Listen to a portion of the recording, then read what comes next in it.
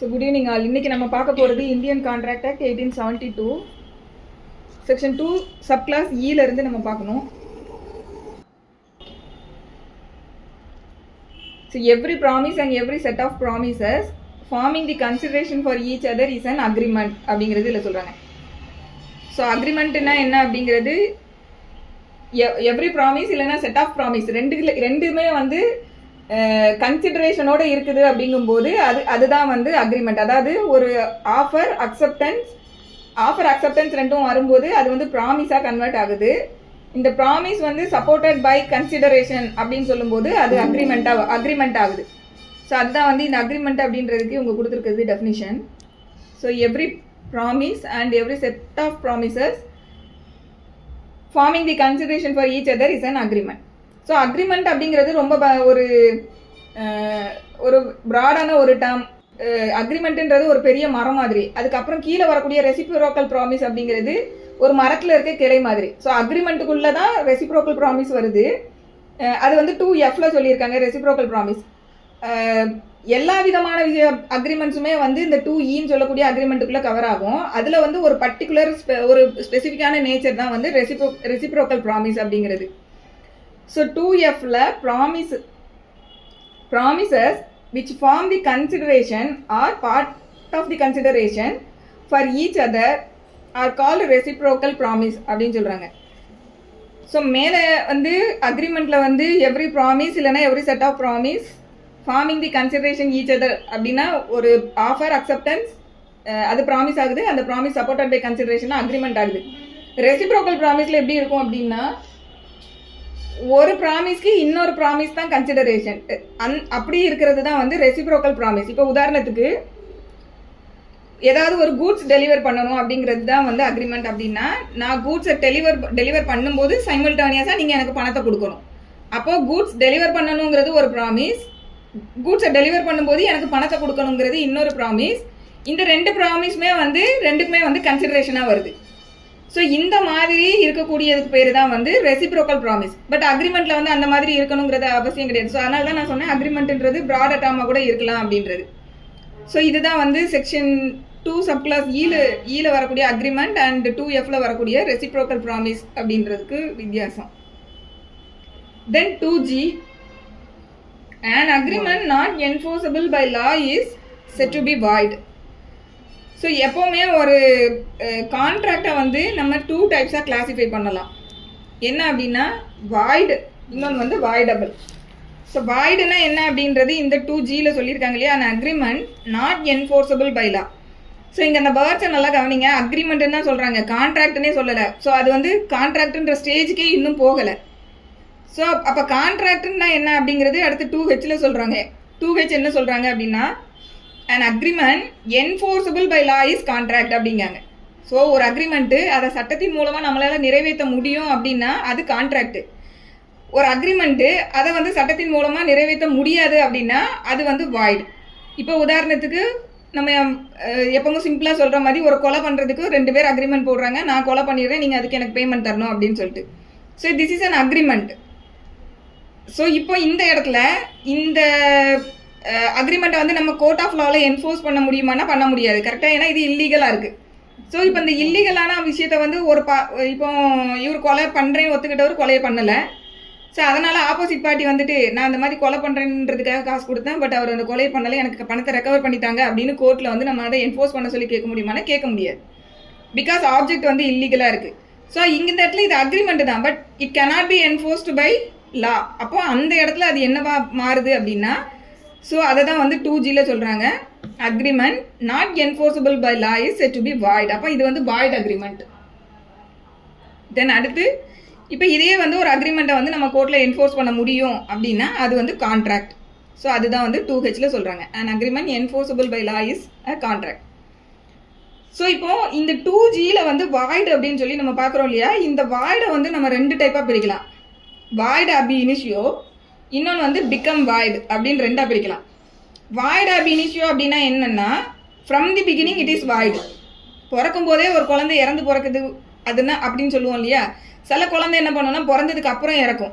So அது மாதிரியான ஒரு டிஃப்ரென்ஸ் தான். ஒரு அக்ரிமெண்ட் வந்து பிறக்கும் போதே வந்து அதால் என்ஃபோர்ஸ் பண்ணவே முடியாதுன்ற நேச்சரில் ஒரு அக்ரிமெண்ட் வருது. இப்போ நான் உதாரணத்துக்கு சொன்ன மாதிரி அந்த கொலை சொன்னேன் இல்லையா, ஸோ அந்த அக்ரிமெண்ட் வந்து பிறக்கும் போதே அதை என்ஃபோர்ஸ் பண்ண முடியாது. அதே மாதிரி உதாரணத்துக்கு மைனர் அக்ரிமெண்ட்டு, ஸோ மைனர் கூட போடக்கூடிய அக்ரிமெண்ட்டை நம்மளால் என்ஃபோர்ஸ் பண்ண முடியாது. ஸோ இது மாதிரியான அக்ரிமெண்ட்ஸ்லாம் எப்படின்னா ab initio void, from the beginning it is void அப்படின்றது. சிலது என்ன அப்படின்னா at the time of entering into the agreement அது வேலிடாக இருக்கும் and capable of being enforceability இருக்கும். But later point of time அது என்னவா மாறும்னா என்ஃபோர்ஸ் பண்ண முடியாத ஒரு ஸ்டேஜுக்கு அது போகும். ஸோ அந்த மாதிரி இருக்கக்கூடியதெல்லாம் என்னென்னா பிகம் வாய்ட் அப்படின்னு சொல்லுவோம். ஸோ அது எங்கே சொல்லியிருக்காங்க அப்படின்னா 2Jல சொல்லியிருக்காங்க.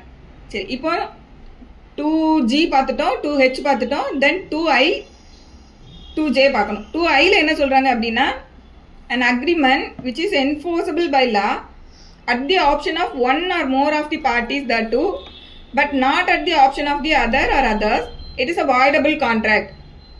ஸோ கான்ட்ராக்டை வந்து நம்ம ரெண்டாக பிடிக்கலாம்னு பார்த்தோம். ஒன்று வாய்டு, இன்னொன்று வாய்டபிள். வாய்டுனா என்னன்னா agreement not enforceable by law வந்து void.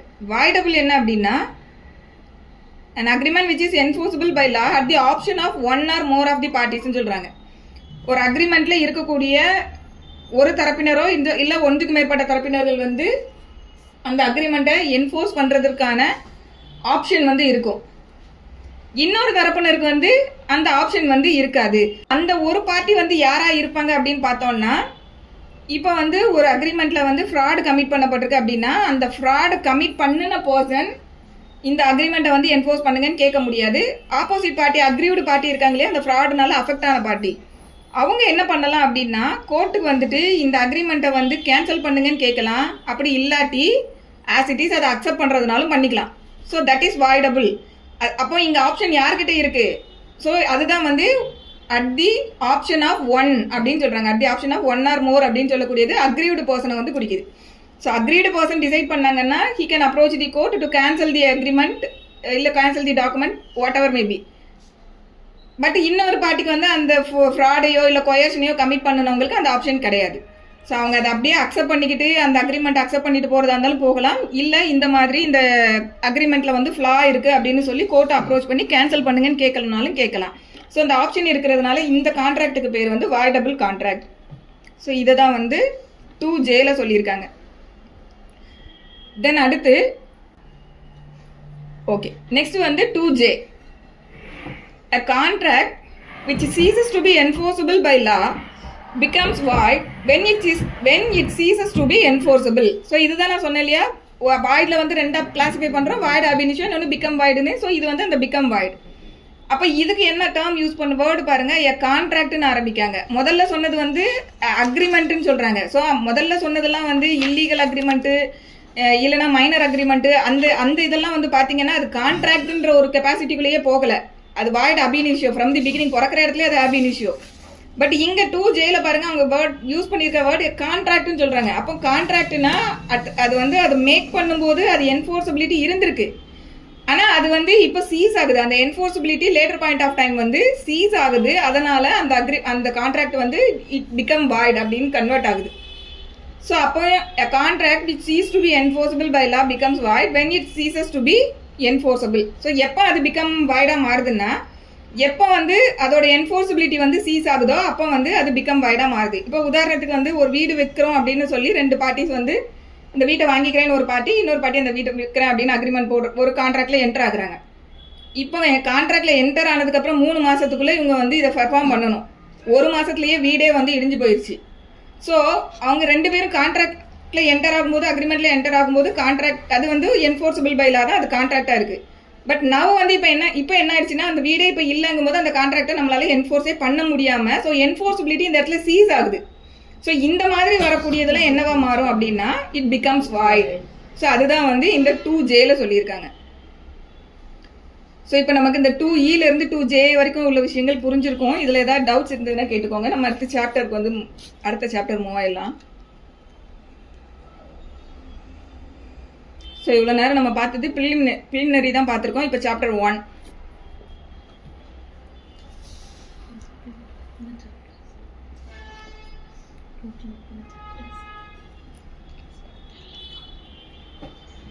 Section 3 Chapter 1 of the communication, acceptance and revocation of proposal. Chapter 3 la communication, acceptance and revocation of proposals. The communication of proposals, the acceptance of proposals and the revocation of proposals and acceptance respectively are deemed to be made by an act or omission of the party proposing, accepting or revoking, by which he intend to communicate such proposal, acceptance or revocation, or which has the effect of communicating it.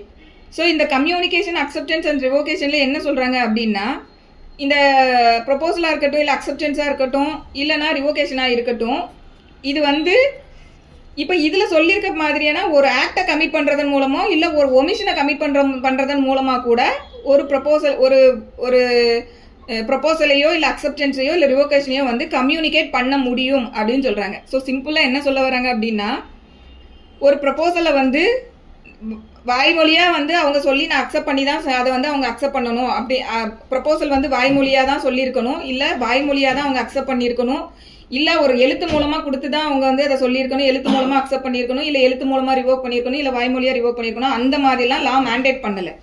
லா சிம்பிளாக என்ன சொல்லுது அப்படின்னா, by actor omission மூலமாக கூட இது நடக்கலாம் அப்படின்னு சொல்கிறாங்க. ஸோ ஆக்டர் ஒமிஷன்னா என்ன? இப்போ ஒரு மெயில் அனுப்புறது வந்து ஒரு செயல். ஸோ அப்போ அது கூட வந்து ஒரு ஆக்ட் அப்படின்றதுக்கு கீழே வரும். இப்போ உதாரணத்துக்கு வந்து ஒருத்தவங்க வந்து இன்னும் ஒமிஷன் வந்து எப்போ வரும் அப்படின்னா, நான் வந்து இதை வாங்கிக்கிறேன், நீங்கள் எனக்கு வந்து இந்த பொருளை கொடுக்கணும், நான் அதுக்கு பே பண்ணுறேன் அப்படின்னு சொல்லும்போது அவங்க ரெஃப்யூஸ் டு பே அப்படிங்கும்போது அந்த இடத்துல அது ஒமிஷனாக மாறுது. ஸோ இந்த மாதிரி ஒரு செயலை செய்கிறதன் மூலமாக இல்லை ஒரு ஒமிஷனை காஸ் பண்ணுறதுமே கூட கம்யூனிகேஷன் ஆஃப் ப்ரொபோசலாக இருக்கலாம், இல்லை கம்யூனிகேஷன் ஆஃப் அக்செப்டன்ஸாக இருக்கலாம், இல்லை கம்யூனிகேஷன் ஆஃப் ரிவோகேஷனாக இருக்கலாம். ஸோ ஒரு பர்டிகுலர் இந்த மெத்தடில் தான் இது இருக்கணுன்றது அவசியம் கிடையாது. ஸோ அதை தான் சொல்கிறாங்க. இப்போ ஒரு பைசைக்கிள் வாங்கணும்னு நினைக்கிறோம். ஸோ இவர் வந்து டேரெக்டாக அந்த பைசைக்கிள்கான அமௌண்ட்டை சென்ட் பண்ணிட்டார் அப்படின்னா அந்த இடத்துல அவர் பணத்தை அனுப்புகிறோன்னு சொல்லக்கூடிய ஒரு ஆக்டை கமிட் பண்ணுறாரு. ஸோ அப்போ அந்த இடத்துல வந்து அது வந்து ஒரு ஆக்ட்ன்றதுக்கு கீழே வருது. ஸோ ஒரு ப்ரொபோசல், அக்செப்டன்ஸ் ஆர் ரிவோகேஷன் அப்படிங்கிறது ஒரு ஆக்ட் ஆர் ஒமிஷன் மூலமாக கூட இருக்கலாம் அப்படிங்கிறது தான் இந்த sub clause 3. So act or omission கூட ப்ரொபோசல், அக்செப்டன்ஸ் ஆர் ரிவோகேஷனை கம்யூனிகேட் பண்ணலாம் அப்படின்றது இதில் சொல்கிறாங்க. Then section 4, communication when complete. The communication of a proposal is complete when it comes to the knowledge of the person to whom it is made. சரி, communication when கம்ப்ளீட்ல first வந்து proposal. இப்போ ஒருத்தர் வந்து அவரோட வீட்டை விற்கிறதுக்கு ப்ரொபோஸ் பண்ணுறாரு, offer பண்ணுறாரு. இந்த ப்ரொபோசல் இல்லைன்னா ஆஃபர்னு சொல்லக்கூடியது எப்போ கம்ப்ளீட் ஆகும் அப்படின்னா, எல்லாருக்கும் தெரிஞ்சது தான், காமன் சென்ஸ் தான். எப்போ கம்ப்ளீட் ஆகும்? ஆப்போசிட் பார்ட்டியோட நாலேஜுக்கு வந்தோடனே, அக்செப்டாரோட நாலேஜுக்கு வந்த உடனே அந்த ப்ரொபோசலோட கம்யூனிகேஷன் முடியுது. ஸோ அதை தான் ஃபஸ்ட்டு சொல்கிறாங்க, the communication of a proposal is complete when it comes to the knowledge of a person to whom it is made அப்படின்னு. அடுத்து the communication of an acceptance is complete. இப்போ வந்து ப்ரொபோசலை சொல்லிட்டாங்க, அடுத்து அக்செப்டன்ஸை சொல்கிறாங்க. ஸோ அக்செப்டன்ஸோட கம்யூனிகேஷன் எப்போ முடியும் அப்படின்னு பார்த்தோம்னா, இதை வந்து ரெண்டாக பிரிக்கணும். எப்படின்னா, ப்ரொபோசரை பொறுத்த வரைக்கும் எப்போ முடியும், அக்செப்டாரை பொறுத்த வரைக்கும் எப்போ முடியும் அப்படின்னு சொல்லி ரெண்டாக கிளாஸிஃபை பண்ணுறாங்க. சரி, அப்போ என் ஃபஸ்ட்டு யாரை சொல்கிறாங்க அப்படின்னா, the communication of an acceptance is complete as against the proposer when it is put in the course of transmission to him so as to be out of the power of the acceptor. So communication of acceptance வந்து ப்ரொபோசரை பொறுத்த வரைக்கும் எப்போ முடியும் அப்படின்னு சொல்லி சொல்கிறாங்க அப்படின்னா, அக்செப்ட் பண்ணக்கூடிய அக்செப்டர் இருக்கார் இல்லையா, அவர் வந்து அந்த அக்செப்டன்ஸ், இப்போ இந்த இடத்துல நம்ம ஒரு லெட்டர்னு வச்சுக்கிடுவோம், இல்லை ஒரு டெலகிராம் மூலமாக அனுப்புகிறாங்கன்னு வச்சுக்கிடுவோம், இல்லை இப்போ ஒரு மெயிலில் அனுப்புகிறாருன்னு வச்சுக்கிடுவோம். இப்போ இந்த ஒரு மெயில் அவரை சென்ட் அப்படின்னு சொல்லி அனுப்பிச்சிட்டாருன்னா அந்த இடத்துல வந்து ப்ரொபோசரை பொறுத்த வரைக்கும் அக்செப்டன்ஸ்ன்றது கம்ப்ளீட் ஆகுது அப்படிங்கிறது ஃபஸ்ட்டு சொல்கிறாங்க. இது புரியுதா? அதாவது when it is put in a course of transmission to him so as to be out of the power of acceptor அப்படின்னா, இப்போ ஒரு மெயிலில் வந்து அவர் சென்ட் அனுப்பிட்டாருன்னா அதுக்கப்புறம் அவரை வந்து அது அவரோட அவுட் ஆஃப் பவர் போயிருது தானே, அவரால் திருப்பி அதை எதாவது ஸ்டாப் பண்ண முடியுமா? பண்ண முடியாது. அதே போல் இப்போ போஸ்ட் பாக்ஸில் கொண்டு போய் போட்டுட்டாங்க அப்படின்னா அந்த கோர்ஸ் ஆஃப் டிரான்ஸ்மிஷனில் அவர் போட்டுட்டார், இனிமேல் அது அவரோட அவுட் ஆஃப் கண்ட்ரோல் போயிடுது. டெலகிராம் கொடுத்தாலும் அதே மாதிரி தான். ஸோ இந்த மாதிரி இந்த அக்செப்டாரோட பவர்லேருந்து எப்போ அவரோட அவுட் ஆஃப் கண்ட்ரோல் போகுதோ அந்த இடம் தான் வந்து communication of acceptance regarding the proposer வந்து அந்த இடத்துல வந்து கம்யூனிகேட் ஆகுதுன்றது ஃபர்ஸ்ட் பார்ட்.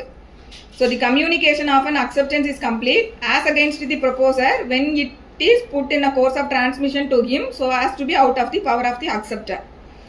சரி, இது வந்து இப்போ ப்ரொபோசரை பொறுத்த வரைக்கும் இப்போ முடியுன்றாங்க. அப்போ அக்செப்டரை பொறுத்த வரைக்கும் எப்போ முடியும் அப்படின்னா as against the acceptor when it comes to the knowledge of the proposer அப்படிங்க. அக்செப்டரை பொறுத்த வரைக்கும் அவர் வந்து ஒரு விஷயத்த அக்செப்ட் பண்ணுனது எப்போ கம்யூனிகேஷன் முடியுது அப்படின்னு பார்த்தோம்னா எப்போ வந்து அது ப்ரொபோஸ் பண்ணினவரோட நாலேஜுக்கு போய் ரீச் ஆகுதோ அப்பந்தான் அது முடியும். இது ஏன் அப்படி எதுக்காக இந்த கம்யூனிகேஷன் சொல்றாங்க அப்படின்னா, இப்போ ஒரு உதாரணத்துக்கு இப்போ நான் வந்து என்னோட வீட்டை வந்து விற்பனைக்கு நான் வந்து ப்ரொபோஸ் பண்றேன் அப்படின்னு சொல்லும்போது அங்கே என்னோட எதிர்பார்ட்டி வந்து அதை அக்செப்ட் பண்ணுவாங்க. இப்போ இந்த அக்செப்டன்ஸ்ன்ற விஷயம் முடியறதுக்கு முன்னாடி தான் நான் வந்து இந்த ப்ரொபோஸ் பண்ணின விஷயத்த வித்ட்ரா பண்ண முடியும். ஒன்ஸ் ஆப்போசிட் பார்ட்டி அக்செப்ட் பண்ணிட்டாங்கன்னும் போது I cannot revoke it. So அதே போல தான் அக்செப்டரை பொறுத்த வரைக்கும் அவருக்கு ரிசீவ் பண்ணின ஆஃபரை அவர் வந்து அக்செப்ட் பண்ணி அவர் அக்செப்ட் பண்றாரு இல்லையா, அந்த அக்செப்டன்ஸ் வந்து இந்த ப்ரொபோசருக்கு போய் சேரும் வரைக்கும் தான் அவர் அதை ரிவோக் பண்ண முடியும். அதுக்கப்புறமா அவர் அதை அந்த அக்செப்டன்ஸை ரிவோக்கே பண்ண முடியாது. ஸோ அப்போ இது எந்த இடத்துல இந்த கம்யூனிகேஷன் கம்ப்ளீட் ஆகுதுன்றது தெரிஞ்சாதான் அவங்க எந்த பீரியட் வரைக்கும் ரிவோக் பண்ண முடியும் அப்படிங்கிறத நம்மளால அண்டர்ஸ்டாண்ட் பண்ண முடியும். ஸோ அதுக்காக தான் இந்த கம்யூனிகேஷன்றதை சொல்றாங்க. கீழே வந்து அடுத்து இப்போ வந்து கம்யூனிகேஷன் ஆஃப் ப்ரொபோசல் பார்த்துட்டோம், கம்யூனிகேஷன் ஆஃப் அக்செப்டன்ஸ் பார்த்துட்டோம், கம்யூனிகேஷன் ஆஃப் ரிவோகேஷன் எடுத்து பார்க்க போகிறோம். So communication of revocation is complete as against the person who makes it. So ரிவோகேஷனை யார் மேக் பண்ணுறாங்களோ அவங்கள பொறுத்த வரைக்கும் ரிவோகேஷன் எப்போ கம்ப்ளீட் ஆகும் அப்படின்னா when it is put into a course of transmission to the person to whom it is made so as to be out of the power of the person who makes it. So ரிவோகேஷனை பொறுத்த வரைக்கும் எந்த person வந்து revoke பண்ணுறாரோ அந்த person எப்போ வந்து அந்த during the course of transmission அந்த வேலையை அவர் செஞ்சு முடிக்கிறாரோ அப்போவே அவரை பொறுத்த வரைக்கும் ரிவோகேஷன்றது கம்ப்ளீட் ஆயிடுது. ஏன்னா அந்த இடத்துல அவர் அதுக்கப்புறமா அவர் எதுவுமே பண்ண முடியாது, அவுட் ஆஃப் கண்ட்ரோல் போயிடும். ஸோ அந்த இடத்துல அவரை பொறுத்த வரைக்கும் முடிஞ்சிடும் அப்படிங்காங்க. Then as against the person to whom it is made. So யாருக்கு அகெயின்ஸ்டாக ரிவோக் பண்ணப்பட்டதோ அவங்கள பொறுத்த வரைக்கும் ரிவோகேஷன் கம்யூனிகேஷன் எப்போ முடியும்னா when it comes to his knowledge அப்படின்னு சொல்கிறாங்க. ஸோ இந்த இல்லஸ்ட்ரேஷனை பார்த்தோம்னா ரொம்ப தெளிவாக புரியும். மேலே ப்ரொவிஷனை பார்க்கும்போது அப்படியே ஏதோ குழப்புற மாதிரி இருக்கும். பட் இல்லஸ்ட்ரேஷன் ரொம்ப கிளியராக ஈஸியாக இருக்கும். இப்போ இல்லஸ்ட்ரேஷனை பார்த்துடலாம். A proposes by letter to sell a house to B at a certain price. So A என்ன பண்ணுறாரு, அவரோட ஹவுஸை பிக்கு செல் பண்ணுறதுக்கு ப்ரப்போஸ் பண்ணுறாரு ஒரு சர்டன் ப்ரைஸில். சரி, அப்போ ப்ரப்போசல் எப்போ கம்ப்ளீட் ஆகும்? ஆப்போசிட் பார்ட்டி அது எப்போ அவரோட நாலேஜுக்கு வருது அப்போ தானே கம்ப்ளீட் ஆகும். அதை தான் கீழே சொல்கிறாங்க. The communication of the proposal is complete when B receives the letter. இது கரெக்டு தானே? இது எல்லாத்துக்கும் புரிஞ்சிருக்கும். ஸோ எப்போ வந்து பி வந்து அந்த லெட்டரை ரிசீவ் பண்ணுறாரோ அந்த இடத்துல அது என்ன கம்யூனிகேஷன் ஆஃப் ப்ரப்போசல் முடிஞ்சிடும். சரி, அப்போ இது ப்ரப்போசலை பொறுத்த வரைக்கும் இதுதான் ஃபர்ஸ்ட். செகண்ட் வந்து இப்போ அக்செப்டன்ஸ், அதுக்கப்புறம் ரிவோகேஷன் பார்க்க போகிறோம். அக்செப்டன்ஸை பொறுத்த வரைக்கும் இப்போ பிக்கு வந்து லெட்டர் ரிசீவ் ஆயிடுச்சு இல்லையா, அப்போ B accepts A's proposal by a letter sent by post. இப்போ பி என்ன பண்ணுறாரு, ஏயோட ப்ரப்போசலை அக்செப்ட் பண்ணுறாரு, பண்ணிட்டு தன்னோட ரிப்ளையை போஸ்ட்டில் வந்து அனுப்புகிறாரு. சரி, இப்போ அந்த அக்செப்டன்ஸ் எப்போ கம்ப்ளீட் ஆகும்? ஆஸ் அகெயின்ஸ்ட் தி ப்ரப்போசர், இன்னொன்று ஆஸ் அகெயின்ஸ்ட் தி அக்செப்டர், ரெண்டு பேருக்கும் பார்க்கணும். சரி, இப்போ இவர் என்ன பண்ணுறாரு, லெட்டரை வந்து அக்செப்ட் பண்ணிட்டேன்னு சொல்லி லெட்டர் எழுதி போஸ்ட் பாக்ஸில் கொண்டு போட்டுட்டாரு. இப்போ இந்த அக்செப்டன்ஸ் வந்து எப்போ கம்யூனிகேஷன் வந்து கம்ப்ளீட் ஆகுதுன்னா ஆஸ் அகெயின்ஸ்ட் ஏ. ஏ யாரு? Proposal. So as against A when the letter is posted. So இவர் வந்து அக்செப்ட் பண்ணிட்டேன்னு சொல்லி எப்போ போஸ்ட் பாக்ஸில் வந்து கொண்டு போட்டாரோ அப்போவே வந்து ப்ரப்போசரை பொறுத்த வரைக்கும் அக்செப்டன்ஸ் முடிஞ்சிருது. அப்போ இந்த அக்செப்டர் வந்து எப்போ வரைக்கும் தான் ரிவோக் பண்ண முடியும் அப்படின்னா அக்செப்டன்ஸ் அந்த அக்செப்டர் வந்து அக்செப்ட் பண்ணுற அந்த டைமுக்குள்ளே தான் அவர் ரிவோக் பண்ண முடியும். அப்போ இந்த பி வந்து அந்த நான் அக்செப்ட் பண்ணுறேன்னு தன்னோட லெட்டரை போஸ்ட் பாக்ஸில் போடுற அந்த டைமுக்கு முன்னாடி வரைக்கும் தான் ப்ரப்போசர் வந்து இல்லை நான் என்னோட ப்ரப்போசலை வித்ட்ரா பண்ணிக்கிறேன்னு சொல்ல முடியும்.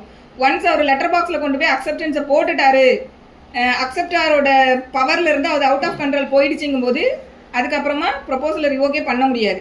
ஸோ அதுதான் as against A when the letter is posted. அப்போமே வந்து அக்செப்டன்ஸ் வந்து கம்யூனிகேட் ஆகுது, கம்யூனிகேஷன் வந்து அங்கே கம்ப்ளீட் ஆகுது.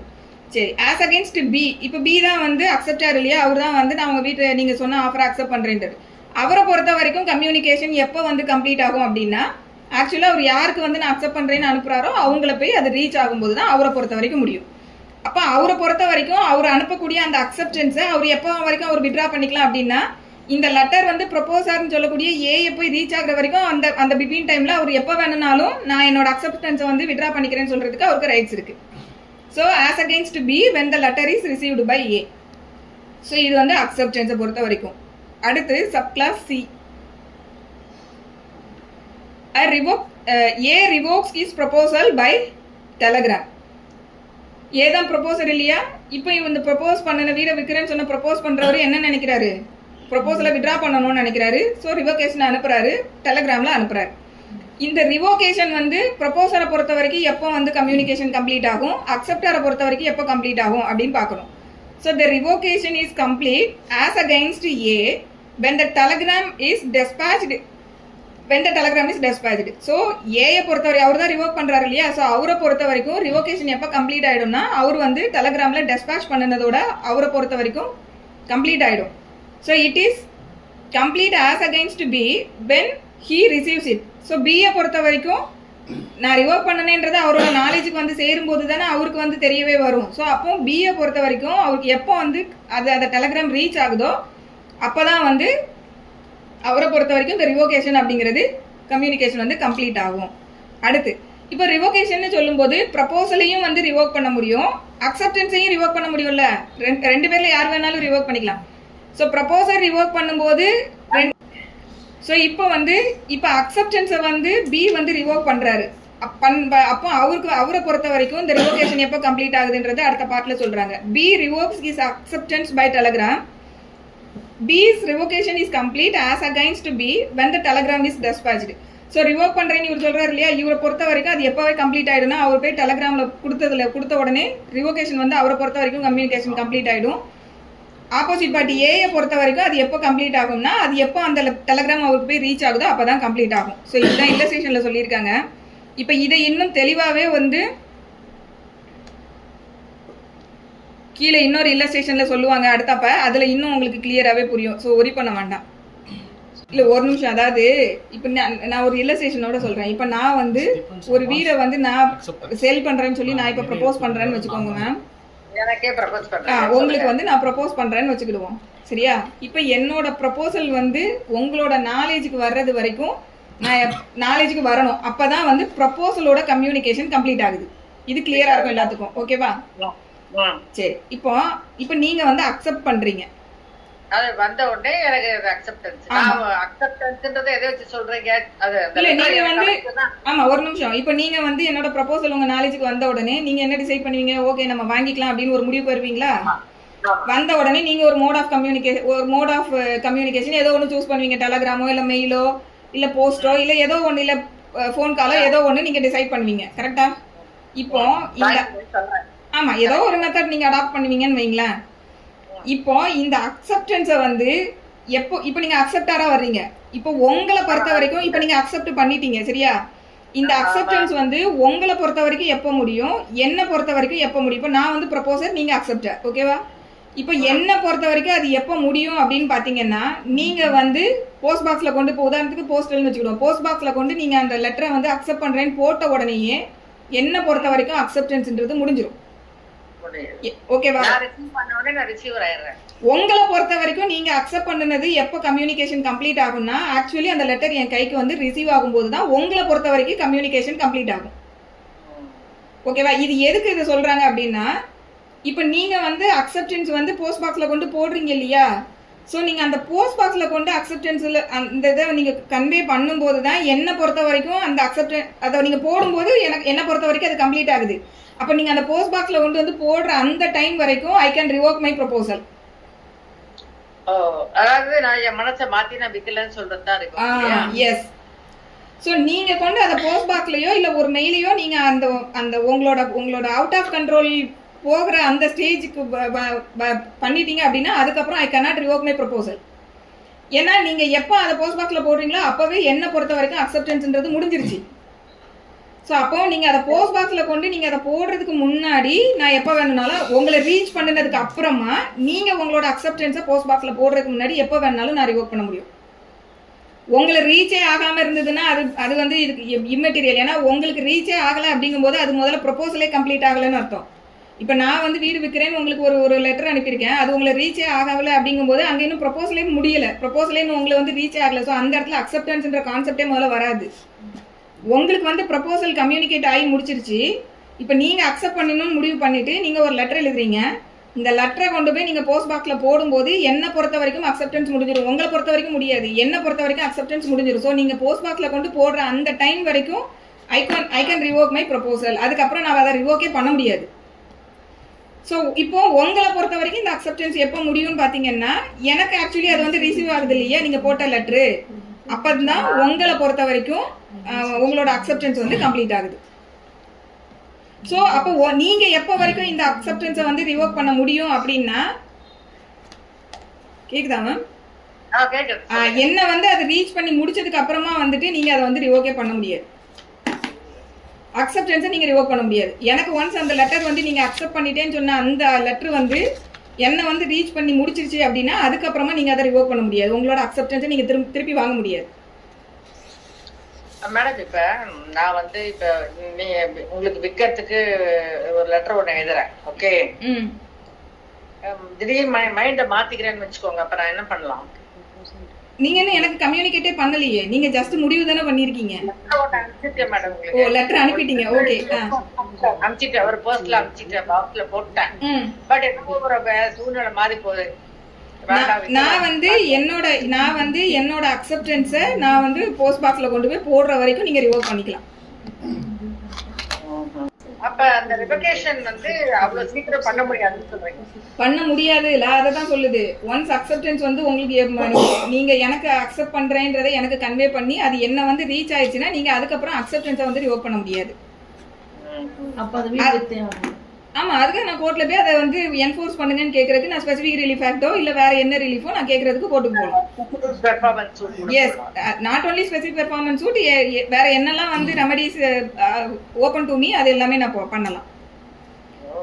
ஸோ இப்போ வந்து எப்போ வரைக்கும் இந்த அக்செப்டன்ஸை வந்து நீங்கள் ரிவோக் பண்ணலாங்கிறது அடுத்த ப்ரொவிஷனில் வருது. நீங்கள் கொஞ்சம் இன்னும் நாம் அதுக்கு போகலை, இப்போதைக்கு இது புரிஞ்சதில்ல. நெக்ஸ்ட் ப்ரொவிஷன் அதுதான். நான் சொன்னது எல்லாமே அடுத்த ப்ரொவிஷனில் இருக்கிறத தான் உங்களுக்கு சொல்லிட்டு இருக்கேன், நானா சொல்லலை. Now we are moving to section 5. அது பார்க்கும்போது உங்களுக்கு இன்னும் புரியும். 5 இல்ல 6ல வரும்னு நினைக்கிறேன். 5 பார்த்துட்டு அடுத்து இது கோட்ல போட்டா என்ன சூட்ல வரும்? ஆமா 5 தான். Revocation of proposal and acceptance. ஓகேவா? ஸோ இப்போ ப்ரொபோசலை வந்து நீங்க எப்போ வரைக்கும் ரிவோக் பண்ணிக்கலாம், அக்செப்டன்ஸை வந்து நீங்க எப்போ வரைக்கும் ரிவோக் பண்ணலாம். அதை தான் நான் இப்போ இவ்வளோ நேரம் உங்களுக்கு எக்ஸ்பிளைன் பண்ணிட்டு இருந்தது. ஸோ அது இங்கே ப்ரொவிஷனில் இருக்கு பாருங்க. A proposal may be revoked at any time before the communication of acceptance is complete as against the proposer but not afterwards அப்படின்ட்டாங்க. சரியா? சரி, ப்ரொபோசலை வந்து எப்போ ரிவோக் பண்ணலான்றதான் ஃபர்ஸ்ட் பார்ட்டில் சொல்கிறாங்க. A proposal may be revoked at any time before the communication of acceptance is complete as against the proposer. ப்ரொபோசரை பொறுத்த வரைக்கும் acceptance வந்து எப்போ கம்ப்ளீட் ஆகும் பார்த்தீங்கன்னா அவர் போஸ்ட் பாக்ஸில் கொண்டு போடுறாரு இல்லையா, அந்த டைமில் ப்ரொபோசரை பொறுத்த வரைக்கும் கம்யூனிகேஷன் ஆஃப் அக்செப்டன்ஸ்ன்றது அந்த இடத்துல முடியுது. ஸோ அப்போ அதை பண்ணுறதுக்கு முன்னாடி தான் நீங்கள் ரிவோக் பண்ண முடியுங்கிறது தான் ஃபர்ஸ்ட் பார்ட்டில் சொல்கிறாங்க. Proposal may be revoked at any time before the communication of acceptance is complete as against the proposer. So before the communication of acceptance as against the proposerன்றது இங்கே மேலே காமிக்கிறேன் பாருங்க, மறுபடியும் செக்ஷன் 4ல அக்செப்டன்ஸ் வந்து ப்ரொபோசரை பொறுத்த வரைக்கும் எப்போ கம்ப்ளீட் ஆகுது, ஃபர்ஸ்ட் பார்ட்ல as against the proposer when it is put in the course of transmission to him so as to be put out of the power of the acceptor. So அவர் post பாக்ஸில் கொண்டு போடும்போது ப்ரொபோசரை பொறுத்த வரைக்கும் அக்செப்டன்ஸ்ன்றது complete ஆகுது. அப்போ அந்த டைமுக்கு முன்னாடி தான் ப்ரொப்போசலை ரிவோக் பண்ண முடியுன்றாங்க. அப்போ நான் வந்து ஒரு ப்ரொப்போஸ் பண்ணுறேன், அது உங்களை ரீச் ஆகிடுச்சு. ரீச் ஆனதுக்கப்புறம் நீங்கள் ஒரு 2-3 நாள் டைம் எடுத்து நீங்கள் அதுக்கப்புறமா நீங்கள் போய் ஒரு போஸ்ட் பாக்ஸில் வந்து கன்வே பண்ணுறதுக்கு நீங்கள் போடுறீங்க இல்லையா, அந்த போடுறதுக்கு முன்னாடி வரைக்கும் நான் எப்போ வேணாலும் ப்ரொப்போசலை ரிவோக் பண்ண முடியும். இதுதான் ஃபர்ஸ்ட் பார்ட். தென் அடுத்து இப்போ அக்செப்டன்ஸை எப்போ ரிவோக் பண்ணலாங்கிறது அடுத்தப்போ சொல்கிறாங்க பாருங்க. an acceptance may be revoked at any time before the communication of acceptance is complete as against the acceptor but not afterwards. அக்செப்டரை பொறுத்த வரைக்கும் எப்போ வந்து கம்யூனிகேஷன் ஆஃப் அக்செப்டன்ஸ் எப்போ கம்ப்ளீட் ஆகுது, என்ன வந்து அந்த லெட்டர் வந்து நான் அக்செப்ட் பண்ணிட்டேன்னு சொன்ன லெட்டர் என்ன வந்து ரீச் ஆகுது இல்லையா, அப்போ தான் வந்து அக்செப்டரை பொறுத்த வரைக்கும் அக்செப்டன்ஸ் வந்து கம்யூனிகேஷன் கம்ப்ளீட் ஆகுது. அப்போ அக்செப்டன்ஸ் வந்து எப்போ வரைக்கும் அவர் ரிவோக் பண்ணலாம்னா நீங்க வந்து நான் அக்செப்ட் பண்றேன்ற லெட்டர் என்ன வந்து ரீச் ஆகிறதுக்கு முன்னாடி எப்போ வேணும்னாலும் உங்களோட அக்செப்டன்ஸை நீங்க ரிவோக் பண்ணிக்கலாம், அதுக்கப்புறம் பண்ண முடியாது. ஸோ அதுதான் வந்து இந்த செகண்ட் பார்ட்ல சொல்றாங்க. And acceptance may be revoke at any time before the communication of acceptance is complete as against the acceptor but not afterwards. So இதுதான் நான் இப்போ உங்களுக்கு இதுக்கு முன்னாடியும் சொன்னது. இப்போ இந்த இல்லஸ்ட்ரேஷன் நீங்க சொல்லியிருக்காங்க பாருங்க. A proposes by a letter sent by post to sell his cows to B. A வந்து ப்ரப்போஸ் பண்றாரு, B வந்து அக்செப்டா. இங்க என்ன ப்ரப்போசல் அப்படின்னா லெட்டர்ல வந்து அனுப்புறாரு தன்னோட வீட்டை விற்கிறதுக்கு. இப்போ B வந்து அக்செப்ட் பண்றாரு அந்த ப்ரப்போசலை, அவரும் லெட்டர்ல வந்து அதை அக்செப்ட் பண்றாரு. சரியா? இப்போ A தான் ப்ரப்போசர். அப்போ A வந்து எப்போ வரைக்கும் ரிவோக் பண்ணலாம்? A may revoke his proposal at any time before or at the moment when B posts his letter of acceptance but not afterwards. இது கிளியரா இருக்கா மேம்? இப்போ இல்லஸ்ட்ரேஷன். ஸோ ப்ரப்போசலை வந்து ஏ வந்து எப்போ வரைக்கும் வந்து அவர் ரிவோக் பண்ணிக்கலாம். இல்லைப்பா நான் உனக்கு விற்கிறதுக்கு விருப்பப்படலை, நான் கேன்சல் பண்ணிக்கிறேன், வித்ட்ரா பண்ணிக்கிறேன், எப்போ எந்த டைம் வரைக்கும் அவர் சொல்லலாம் அப்படின்னா A may revoke his proposal at any time before or at the moment when the B post his letter of acceptance but not afterwards. அவர் போஸ்ட் பாக்ஸில் கொண்டு போடுற அந்த மொமெண்ட் இல்லைன்னா அதுக்கு முன்னாடி வரைக்கும் தான் ப்ரப்போசலை வந்து அவர் வித்ட்ரா பண்ண முடியும். அதுக்கப்புறம் ஒன்ஸ் அவர் போஸ்ட் பாக்ஸில் போட்டுட்டாருன்னா அக்செப்டாரோட ரீச் அது தாண்டி போயிடுது. ஸோ அந்த டைமை கடந்து போகிறதுக்கு அப்புறமா ஒன்ஸ் அக்செப்டன்ஸ்ன்ட்டு ஒரு போஸ்ட் பாக்ஸில் போட்டதுக்கப்புறம் ப்ரொபோசர் வந்து தன்னோட ப்ரொபோசலை வித்ட்ரா பண்ண முடியாது. ஸோ இது வந்து ரிவோகேஷன் ஆஃப் ப்ரொபோசல். சரி, ரிவோகேஷன் ஆஃப் அக்செப்டன்ஸும் இருக்கும் இல்லையா? அப்போ பிஏ பொறுத்த வரைக்கும் அவர் தன்னோட அக்செப்டன்ஸை எப்போ ரிவோக் பண்ணலாம் அப்படின்னா ஏக்கு அந்த லெட்டர் எப்போ வந்து ரீச் ஆகுதோ அந்த டைம் வரைக்கும். அதை தான் கீழே சொல்லுவாங்க. Be may revoke is acceptance at or any time before or at the moment when the letter communicating it reaches A. So A ஓட கைக்கு வந்து அவரோட அக்செப்டன்ஸ் லெட்டர் வந்து எப்போ வந்து கையில கிடைக்குதோ அந்த டைம் இல்லைன்னா அதுக்கு முன்னாடி உள்ள டைம்ல எப்போ வேணும்னாலும் அவர் தன்னோட அக்செப்டன்ஸை ரிவோக் பண்ணிக்கலாம் அப்படிங்கறத இதை சொல்றாங்க. வந்து அந்த ரிட்டர்ன் அனுப்புறதுக்குள்ள நான் வந்து அது போய் சேர்றதுக்குள்ள நான் வந்து ரிவோக் பண்ணிடணும். இப்போ உதாரணத்துக்கு வந்து இல்ல, இப்போ ஒரு நிமிஷம். இப்போ உதாரணத்துக்கு வந்து நான் இன்னைக்கு வந்து என்னோட ப்ரொபோசல் லெட்டர் வந்து உங்களுக்கு அனுப்புறேன். நான் வந்து என்னோட வீட்டை விற்கிறதுக்கு உங்களுக்கு வில்லிங்கா இருக்கேன்னு நான் வந்து ஒரு லெட்டர் அனுப்புறேன்னு வச்சுக்கிடுவோம். இப்போ இந்த லெட்டர் வந்து உங்களை வந்து சேர்றதுக்கு ஒரு 2 நாள் ஆகுது. ஸோ உங்களை வந்து சேரும்போது தான் என்னோட ப்ரொபோசலே முதல்ல கம்ப்ளீட் ஆகுது. ஸோ ப்ரொபோசல்ன்றது ஒன்று முடிஞ்சாதான் அக்செப்டன்ஸ்னே ஒன்று வரும். ஸோ அதுக்கு முன்னாடி ரிவோகேஷன் ஆஃப் ப்ரொபோசல்ன்றதே கான்செப்டே முதல்ல வராது. ஃபர்ஸ்ட் உங்களை வந்து ரீச் ஆகணும். ஸோ இப்போ நான் இன்னைக்கு வந்து 26ஆம் தேதி உங்ககிட்ட 28ஆம் தேதி உங்க கையில வந்து ரீச் ஆகுது. சரியா? இப்போ வந்து ப்ரொபோசல் உங்களுக்கு கம்யூனிகேட் ஆயிடுச்சு. இப்போ நீங்க என்ன பண்றீங்க அப்படின்னா நீங்க நாளைக்கு வந்து இப்போ 28ஆம் தேதி நீங்க அதை ரிசீவ் பண்ணிட்டீங்க இல்லையா? இந்த 28ஆம் தேதி ரிசீவ் பண்ணதுக்கு அப்புறம் ஈவினிங் வந்து ஒரு லெட்டரை கொண்டு போஸ்ட் பாக்ஸ்ல வந்து போடுறீங்க அப்படின்னா இந்த ஈவினிங் நீங்க போஸ்ட் பாக்ஸ்ல கொண்டு போடுறதுக்கு முன்னாடி நான் எப்போ வேணாலும் அதை ரிவோக் பண்ணிருக்கலாம். நீங்க போஸ்ட் பாக்ஸ்ல கொண்டு உங்க அக்செப்டன்ஸை போட்டதுக்கு அப்புறமா நான் வந்து எனக்கு விற்க விருப்பம் இல்லைன்னு நான் என்னோட ப்ரொபோசலை விட்றேன். அவங்க வந்துட்டு இந்த இங்கே லெட்டர் ஆஃப் அக்செப்டன்ஸ் போஸ்ட்னு சொல்கிறாங்கல்ல, அதாவது இப்போ நம்ம அக்செப்ட் பண்ணுறோன்னா நான் அக்செப்ட் பண்ணிட்டேன்றது வந்துட்டு ப்ரொபோசல் கிரியேட் பண்ணல அவரோட நாலேஜ் போகிறதுக்குள்ள எஸ் அது வந்துட்டு ரிவோக் ஒன்றை பொறுத்த வரைக்கும் என் நாலேஜுக்கு வரதுக்குள்ள என்ன பொறுத்த வரைக்கும் போஸ்ட் பாக்ஸ்ல போட்டோன்னே என் நாலேஜுக்கு வந்துருச்சு. ஒன்றை பொறுத்த வரைக்கும் என்ன உங்க நாலேஜ்க்கு வர்றதுக்குள்ள நான் வந்துட்டு அதை பண்ணி அதுதானே. சரி, இப்போ நெக்ஸ்ட் வந்து செக்ஷன் 6 ரிவோகேஷன் ஹவு மேட். இப்போ ரிவோகேஷனை வந்து எப்படிலாம் பண்ணலாம் அப்படிங்கிறது இங்க சொல்றாங்க. Revocation how made. So a proposal is revoke by the communication of notice of revocation by the proposer to the other party. So revocation எப்படிலாம் பண்ணலாம் அப்படின்னா ப்ரொபோசலை எப்படிலாம் ரிவோக் பண்ணலாம் அப்படின்னா by the communication of notice of revocation by the proposer to the other party. So notice அனுப்புறதன் மூலமா revoke பண்ணலாம். அடுத்து by the lapse of the time prescribed in such proposal for its acceptance or if no time is so prescribed by the lapse of a reasonable time without communication of the acceptance. So notice வந்து கொடுத்து revoke பண்ணுறதா தான் பண்ணிக்கலாம். Suppose வந்து அவங்களோட இதுலேயே வந்து ப்ரொபோசல்லையே வந்து ஒரு பர்டிகுலர் டைமை எனக்கு வந்து ஒரு 4 நாளைக்குள்ள நீங்கள் பதில் சொல்லணும் அந்த மாதிரி டைம் ப்ரெஸ்கிரைப் பண்ணி கொடுத்துருக்காங்க. அப்படிங்கும்போது அந்த டைமுக்குள்ளே வந்து அவங்க அந்த டைம் லேப்ஸ் ஆயிடுச்சுன்னா ஆட்டோமேட்டிக்காக அந்த ப்ரொபோசல் வந்து ரிவோக் ஆகிடும்.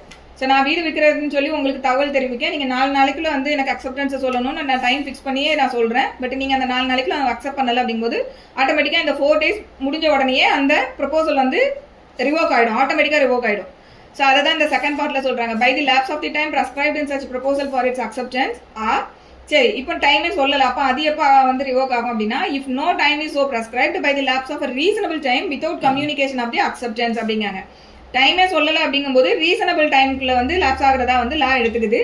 அதாவது நீங்க அக்செப்ட் பண்ணாமலே ஒரு ரீசனபிள் டைம் நீங்க இருக்கீங்க அப்படின்னா அந்த ரீசனபிள் டைம்ல வந்து அது ரிவோக் ஆயிருக்குன்றது லா வந்து ப்ரிசியூம் பண்ணுது.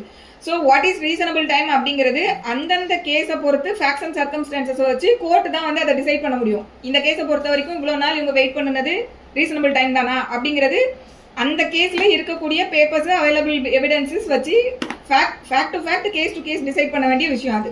ஸோ இது வந்து கோர்ட் தான் வந்து அதை டிசைட் பண்ணுவாங்க. ஸோ ரீசனபிள் டைம்ன்றது. Then subclause 3 by the failure of the acceptor to fulfil a condition precedent to acceptance. சரி, இன்னொன்று வந்து ப்ரொபோசல் எப்போ வந்து ரிவோக் ஆகுது அப்படின்னா by the failure of the acceptor to fulfil a condition precedent to acceptance. இவர் வந்து ப்ரப்போஸ் பண்ணும்போதே என்ன பண்ணியிருக்காருன்னா ஒரு கண்டிஷன் போட்டு ப்ரப்போஸ் பண்ணியிருக்காரு.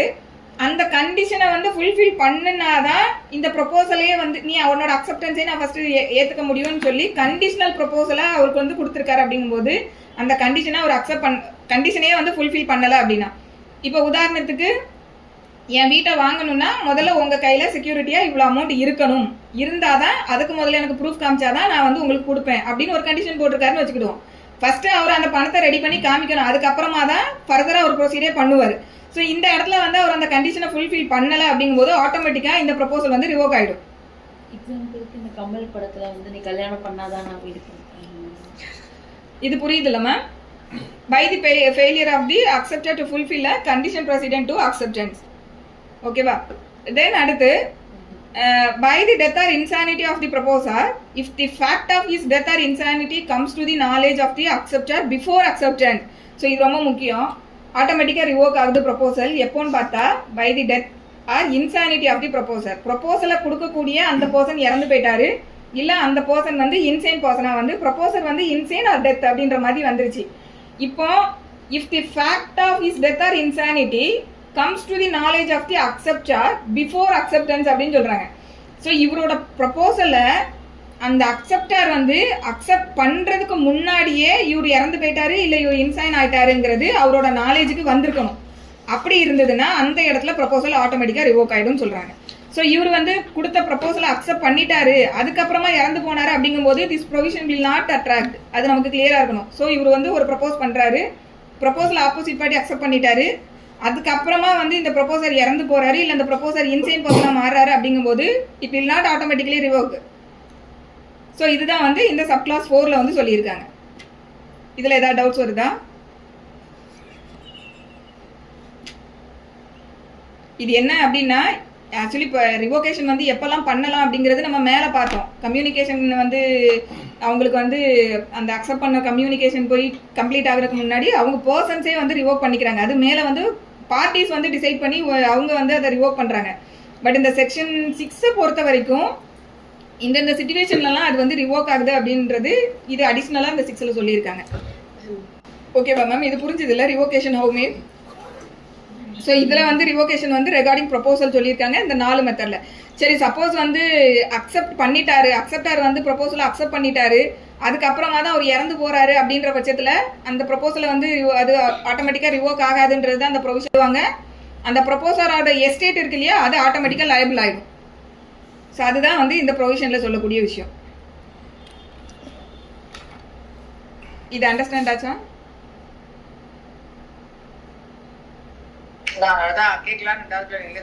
உங்களுக்கு அது தோணி இருக்கும், எனக்கு தெரியும் மேம். Okay ma'am. ஏன்னா உங்களுக்கு அந்த டவுட் வந்து ஏற்கனவே போன கிளாஸ்லயும் இதே ஏரியாவில் இதே மாதிரி ஒரு டவுட் வந்தது. ஸோ அதனால வரும்னு நினைச்சேன். ஓகேவா? இதுக்கு செக்ஷன் 6ல் இருக்கக்கூடிய விஷயம். Then section 7 acceptance must be absolute. Acceptance must be அப்சல்யூட்ல என்ன சொல்றாங்க அப்படின்னா, in order to convert a proposal into a promise, the acceptance must be absolute and unqualified. So absolute and அன்குவாலிஃபைடுனா ஒன்றுமே இல்லை. நான் இந்த இடத்துல இருக்கக்கூடிய இந்த எக்ஸ்டெண்ட் இருக்கக்கூடிய இந்த பவுண்டரி இருக்கக்கூடிய இந்த ப்ராப்பர்ட்டியை நான் உங்களுக்கு இந்த ரேட்டுக்கு நான் விற்கிறேன் அப்படின்னு சொல்லி நான் சொல்கிறேன். ஆஸ் இட் இஸ் நீங்கள் அப்படியே அக்செப்ட் பண்ணணும். அதுதான் வந்து அப்சல்யூட் அண்ட் அன்குவாலிஃபைடுன்னு சொல்கிறாங்க. ஸோ நீங்கள் வந்து அப்போ நீங்கள் சொல்கிறத நான் அப்படியே அக்செப்ட் பண்ணிட்டு போகணுமா, நான் எதுவுமே பண்ணக்கூடாதுன்னா அப்படி கிடையாது. அப்படி அக்செப்ட் பண்ணினாதான் அது வந்து என்னவா கன்வெர்ட் ஆகும், அக்ரிமெண்ட்டாக கன்வெர்ட் ஆகும். அதில் கன்சிடரேஷன் சப்போர்ட் ஆகும்போது கான்ட்ராக்டாக என்ஃபோர்சபிலிட்டி வருதுன்னா கான்ட்ராக்ட் ஆகும். சப்போஸ் நான் வந்து என்னோட வீடு எல்லாத்தையும் ஸ்பெசிஃபை பண்ணி நான் வந்து ப்ரப்போஸ் பண்ணுறேன், நீங்கள் வந்து அப்சல்யூட்டாக அன்குவாலிஃபைடாக அதை அக்செப்ட் பண்ணாமல் நீங்கள் வந்து நீங்கள் வேற ஒரு டேர்ம் கேட்குறீங்க. இப்போ நான் 5 லட்ச ரூபா வீடுன்னு சொல்லும்போது நீங்கள் வந்து 3 லட்ச ரூபாய்க்கு நான் வாங்கிக்கிறேன்னு சொல்கிறீங்கன்னு வைங்களேன், அந்த இடத்துல அது அக்செப்டன்ஸாக ஆகலை. பிகாஸ் இங்கே வந்து அது அப்சல்யூட்டாக இல்லை, அன்குவாலிஃபைடாக இல்லை. So this is called counter offer. இப்போ நீங்கள் என்கிட்ட வந்து 3 லட்சத்துக்குன்னு கேட்குறீங்க இல்லையா, ஸோ இந்த இடத்துல நீங்கள் வைக்கக்கூடியது என்னன்னா கவுண்டர் ஆஃபர், அது அக்செப்டன்ஸ் கிடையாது. இதை நல்லா புரிஞ்சுக்கோங்க. ஸோ இந்த கவுண்டர் ஆஃபர் கான்செப்டை பொறுத்த வரைக்கும் இப்போ யார் ப்ரொபோசராக மாறுவாங்க அப்படின்னு பார்த்தீங்கன்னா, நீங்கள் வந்து இப்போ என்கிட்ட டேர்ம்ஸை மாற்ற சொல்லி பேசுறீங்க இல்லையா, ஸோ இப்போ நீங்கள் ப்ரொபோசராக மாறுவீங்க, நான் வந்து என்னவா மாறுவேன்னா அக்செப்டராக மாறுவேன். நீங்கள் சொல்கிறத நான் அக்செப்ட் பண்ணிக்கிட்டேன்னா, இப்போ நான் திருப்பி நீங்கள் சொல்கிறத கேட்காம நான் சம் டேர்ம்ஸை நான் மாற்றி பேசுகிறேன்னா again I made a counter offer. So அப்போ அந்த இடத்துல நான் திருப்பி ப்ரொபோசராக மாறுவேன், நீங்கள் அக்செப்டராக மாறுவீங்க. ஸோ அக்செப்டன்ஸ்ன்ற ஒரு கன்க்ளூஷனுக்கு வரணும் அப்படின்னா எப்போ அப்சல்யூட் அண்ட் அன்குவாலிஃபைடுன்ற ஸ்டேஜை ரீச் ஆகுதோ அப்போ தான் அது அக்செப்டன்ஸ்ன்றதுக்குள்ள வருது. ஸோ அக்செப்டன்ஸ்னா அன்குவாலிஃபைடு அண்ட் அப்சல்யூட்டாக இருக்கணும், அதுதான் அக்செப்டன்ஸ். வந்து subclause 1. Then subclause 2ல in order to convert a proposal into a promise, the acceptance must be expressed in some usual and reasonable manner unless the proposal prescribes the manner in which it is to be accepted. சரி, அப்போ இங்க என்ன சொல்றாங்க அப்படின்னா acceptance வந்து இந்த மேனர்ல ஒரு ரீசனபிளா ஏதோ ஒரு மேனர்ல இப்படிதான் எனக்கு வந்து இருக்கணும், ஒரு ப்ரெஸ்கிரைப்டு மேனரை சொல்லி ப்ரொபோசர் வந்து ஒரு ப்ரெஸ்கிரைப்டு மேனர் சொல்றாரு, எனக்கு அக்செப்டன்ஸ் இந்த மோடுல தான் இருக்கணும் அப்படின்னு சொல்றாரு அப்படின்னா, ஸோ ஃபர்ஸ்ட் என்ன சொல்றாங்கன்னா be expressed in some usual and reasonable manner unless the proposal prescribes the manner in which it is to be accepted.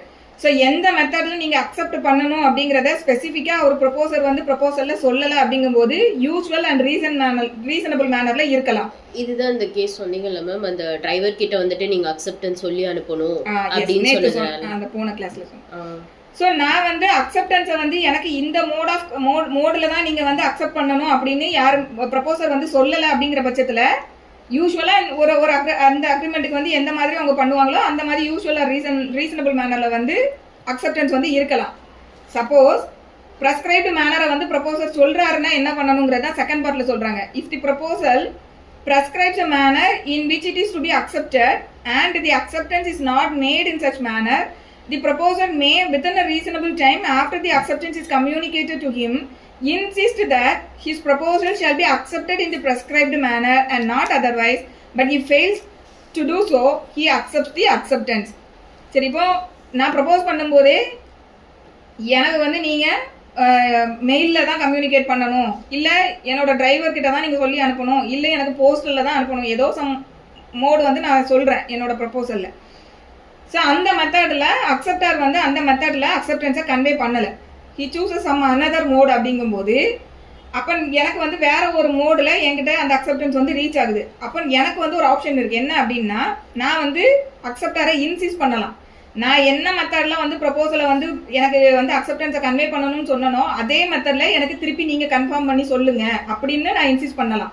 Suppose நான் அந்த மாதிரி இன்சிஸ்ட் பண்ணாமல் விட்டுட்டேன் அப்படின்னா நான் அதை அக்செப்ட் பண்ணிக்கிட்டேன்னு அர்த்தம். அதுதான் இந்த செகண்ட் பார்ட்டில் சொல்கிறாங்க. So if the proposal prescribes a manner in which it is to be accepted and the acceptance is not made in such manner, the proposer may, within a reasonable time after the acceptance is communicated to him, insist that his proposal shall be accepted in the prescribed manner and not otherwise. But if he fails to do so, he accepts the acceptance. So இது கிளியராக இருக்கும்னு நினைக்கிறேன். இது ஒன்றும் பெருசாக காம்ப்ளிகேட்டடாக எதுவும் இல்லை. இது புரியுதுல செக்ஷன் 7. ஓகேவா? தென் வந்து section 8, acceptance by performing conditions or receiving consideration.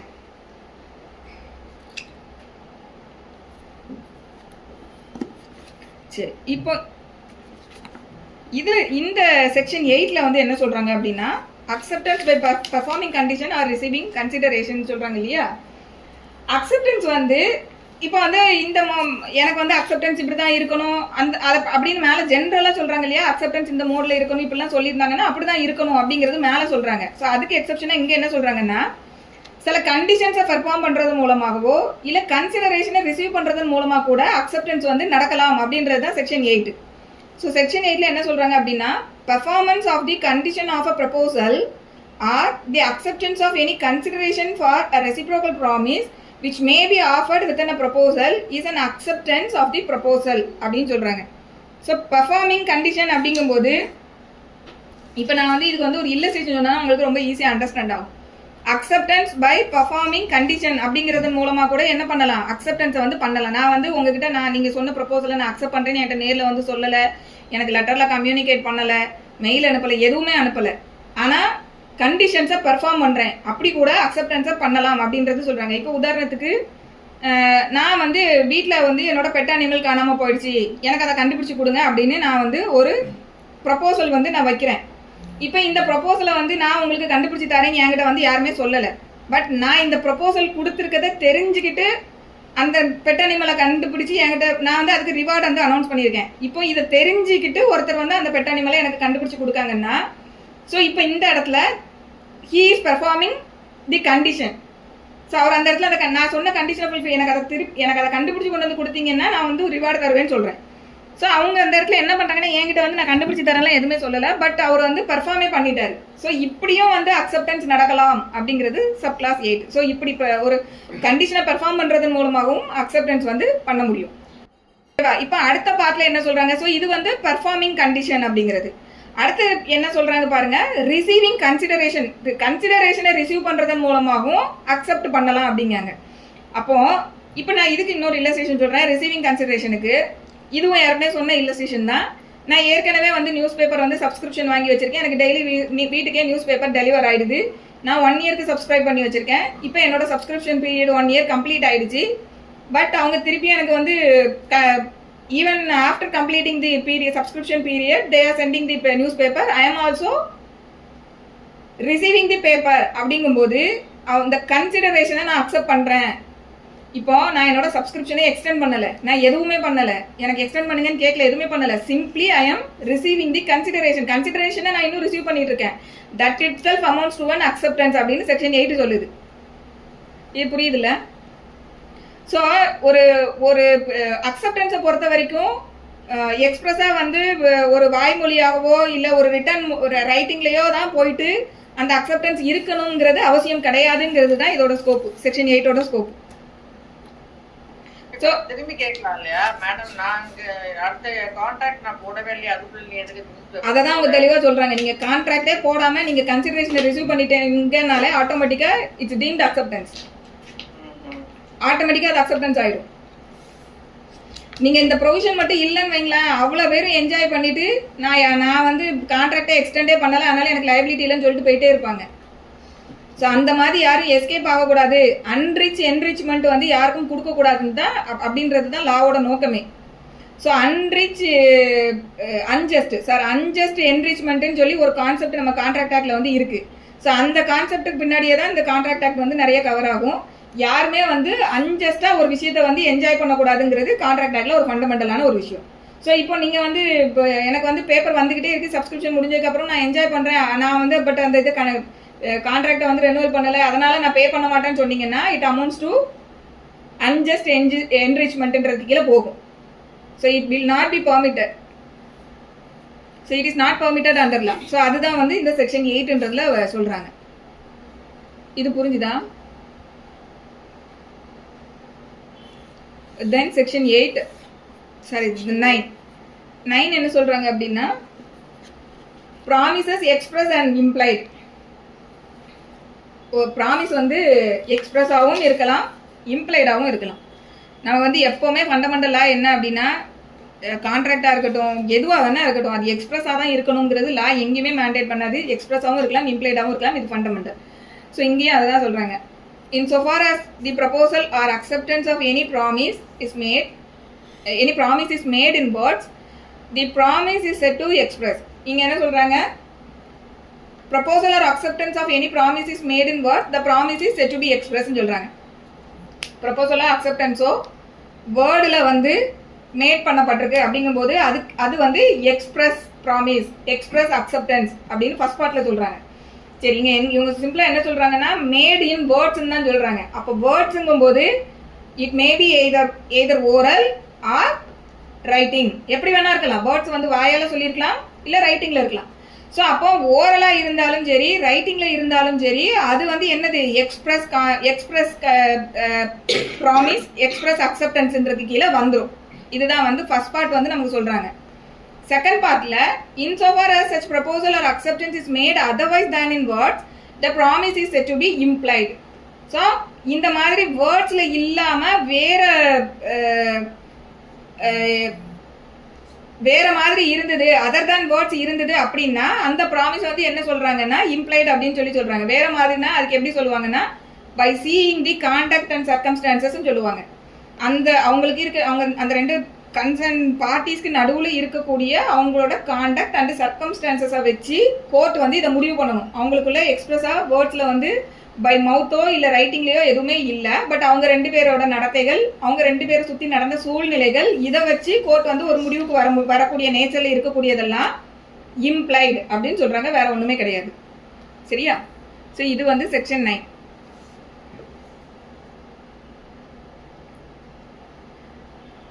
Then now we are in chapter 2 of contracts, voidable contracts and void agreements. Section 10, what agreements are contract? இப்போ நம்ம கான்ட்ராக்ட்னா டெஃபினிஷன் மேலே எங்கே பார்த்தோம்? செக்ஷன் 2Hல பார்த்தோம்.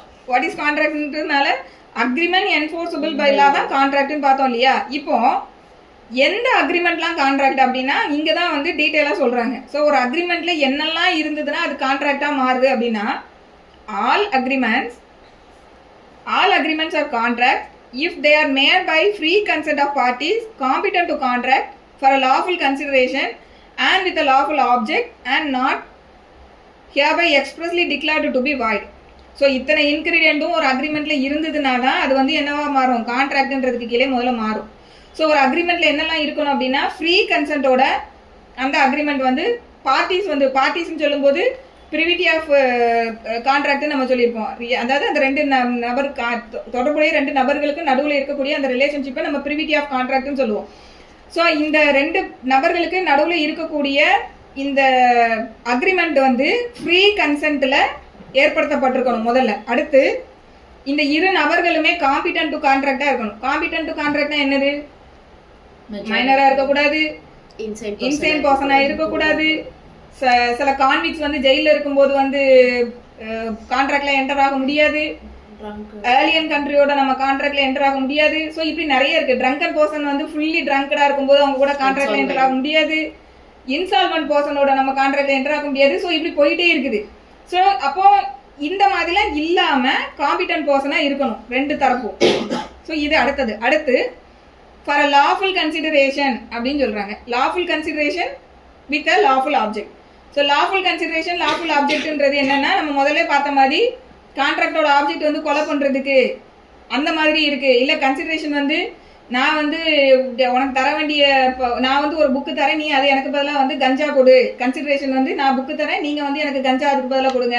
ஸோ இந்த மாதிரிலாம் வந்து கன்சிடரேஷனோ ஆப்ஜெக்டோ வந்து அன்லாஃபுல்லா இருக்கக்கூடாது. ஸோ இது அடுத்தப்ப சொல்றாங்க. So for a lawful consideration and with lawful ஆப்ஜெக்டா இருக்கணும். அடுத்து and not hereby expressly declared to be void. So இதுவும் வந்து ஒரு அக்ரிமெண்ட்ல இருக்கக்கூடாது. என்னன்னா not hereby expressly declared to be void அப்படின்னா இந்த சட்டத்துக்கு கீழே இந்த சட்டம் எந்த விஷயத்தையும் வாய்டுன்னு டிக்ளேர் பண்ணியிருக்க கூடாது.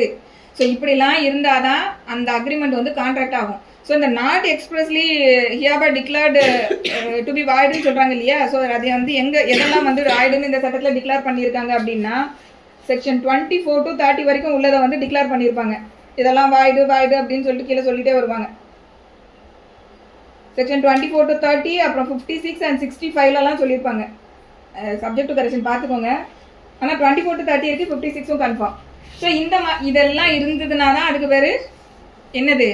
அந்த அக்ரிமெண்ட்டுக்கு பேர் கான்ட்ராக்ட். ஸோ இந்த செக்ஷன் 10 வந்து வெரி வெரி இம்பார்ட்டன்ட். ஸோ ஒரு அக்ரிமெண்ட் வந்து ஆல் அக்ரிமெண்ட்ஸ் ஆர் கான்ட்ராக்ட்னு சொல்றாங்க. எல்லா அக்ரிமெண்ட்டும் கான்ட்ராக்ட் தான். பட் இந்த கிரைட்டீரியாவெல்லாம் அது சாட்டிஸ்ஃபை பண்ணி வந்திருக்கணும்.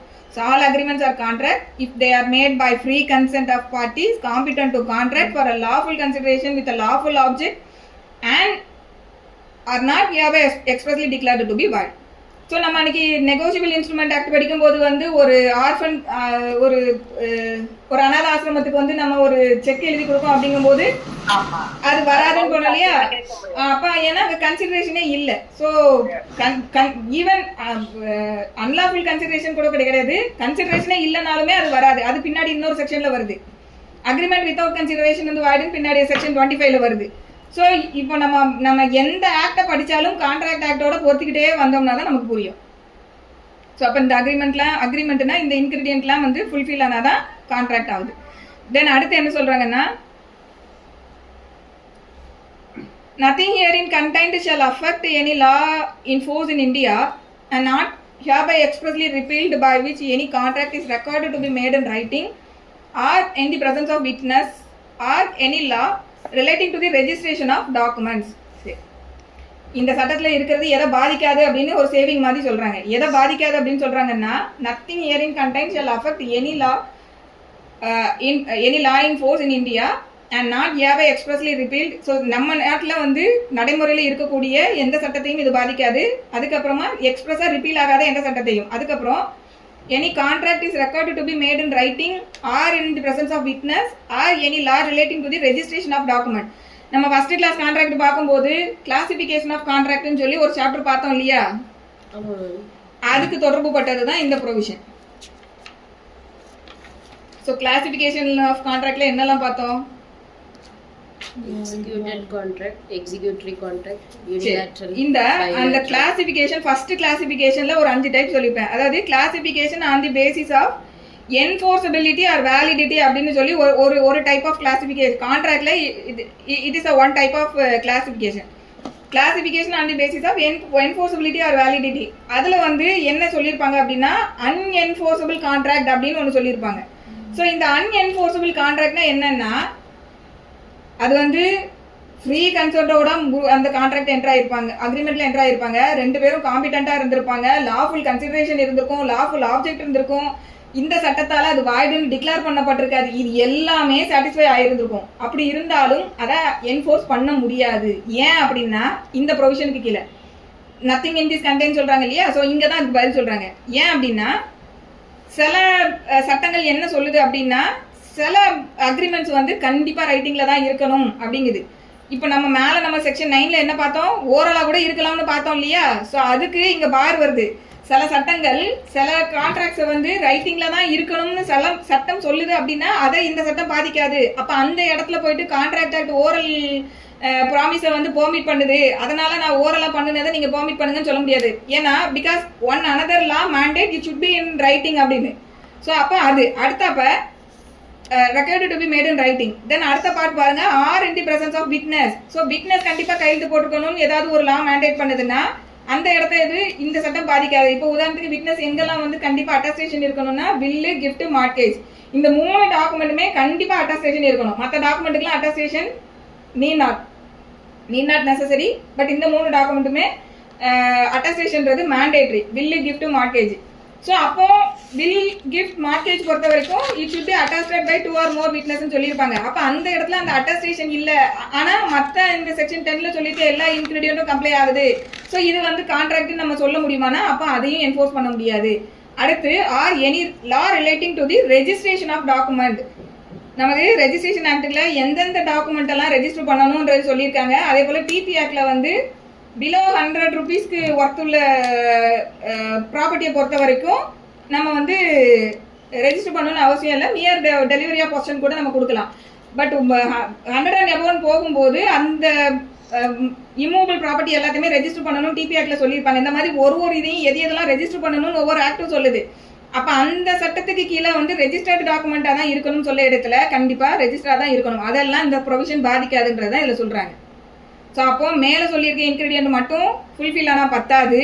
மற்ற அதர் சட்டங்களில் சொல்லியிருக்கக்கூடிய விட்னஸ் கையெழுத்து போட்டிருக்கணும், ரைட்டிங்கில் இருக்கணும், ரெஜிஸ்டர்டாக இருக்கணும்னு சொல்லக்கூடியதோட பொருத்தி இந்த மேலே இருக்கிறத பார்க்கணும். ஸோ அந்த இப்போ இந்த கீழே சொல்லியிருக்க விஷயத்தில் ஏதோ ஒரு இன்கிரீடியன்ட் வந்து லேக்குனா இருக்குது அப்படின்ற பட்சத்தில் அந்த கான்ட்ராக்ட் தான் எந்த டைப்புக்குள்ள வரும்னு பார்த்தீங்கன்னா அன்என்ஃபோர்சபிள் கான்ட்ராக்ட் அப்படின்றதுல போகும். ஸோ இப்போ இந்த கான்ட்ராக்ட் வந்து இல்லீகல் கான்ட்ராக்ட் கிடையாது. ஏன்னா நம்ம வந்து ஒரு சட்டத்துக்கு முரணான ஆப்ஜெக்ட்டுக்கு அந்த கான்ட்ராக்ட் போடலை. ஸோ அது இல்லீகல் கான்ட்ராக்ட்ன்றதுல போகாது, வாய்டு கான்ட்ராக்ட்ல போகாது. ஏன்னா பார்ட்டிஸ் காம்பிட்டண்டா தான் இருந்திருப்பாங்க. வாய்டு கான்ட்ராக்ட்ல போகாது, வாய்டபிள் கான்ட்ராக்ட்லயும் போகாது. ஏன்னா ஃபிளாஸ் இருந்திருக்காது. அப்போ வாய்டபிள் கான்ட்ராக்ட்லயும் போகாது. பர்ஃபெக்டா கான்ட்ராக்ட் பட் லேக்குனா வந்து இந்த இடத்துல இருக்கு அப்படிங்கும்போது அது அன்என்ஃபோர்ஸபிள் கான்ட்ராக்ட்னு போகும். ஸோ அதை தான் வந்து இந்த செக்ஷன் 10 ஃபர்ஸ்ட் பார்ட்ல இருக்கிறத கம்ப்ளைண்ட் பண்ண மட்டும் பத்தாது, இது வந்து சேவிங்ஸ். ஸோ இது புரிஞ்சிருக்கும்னு நினைக்கிறேன். தென் செக்ஷன் 11.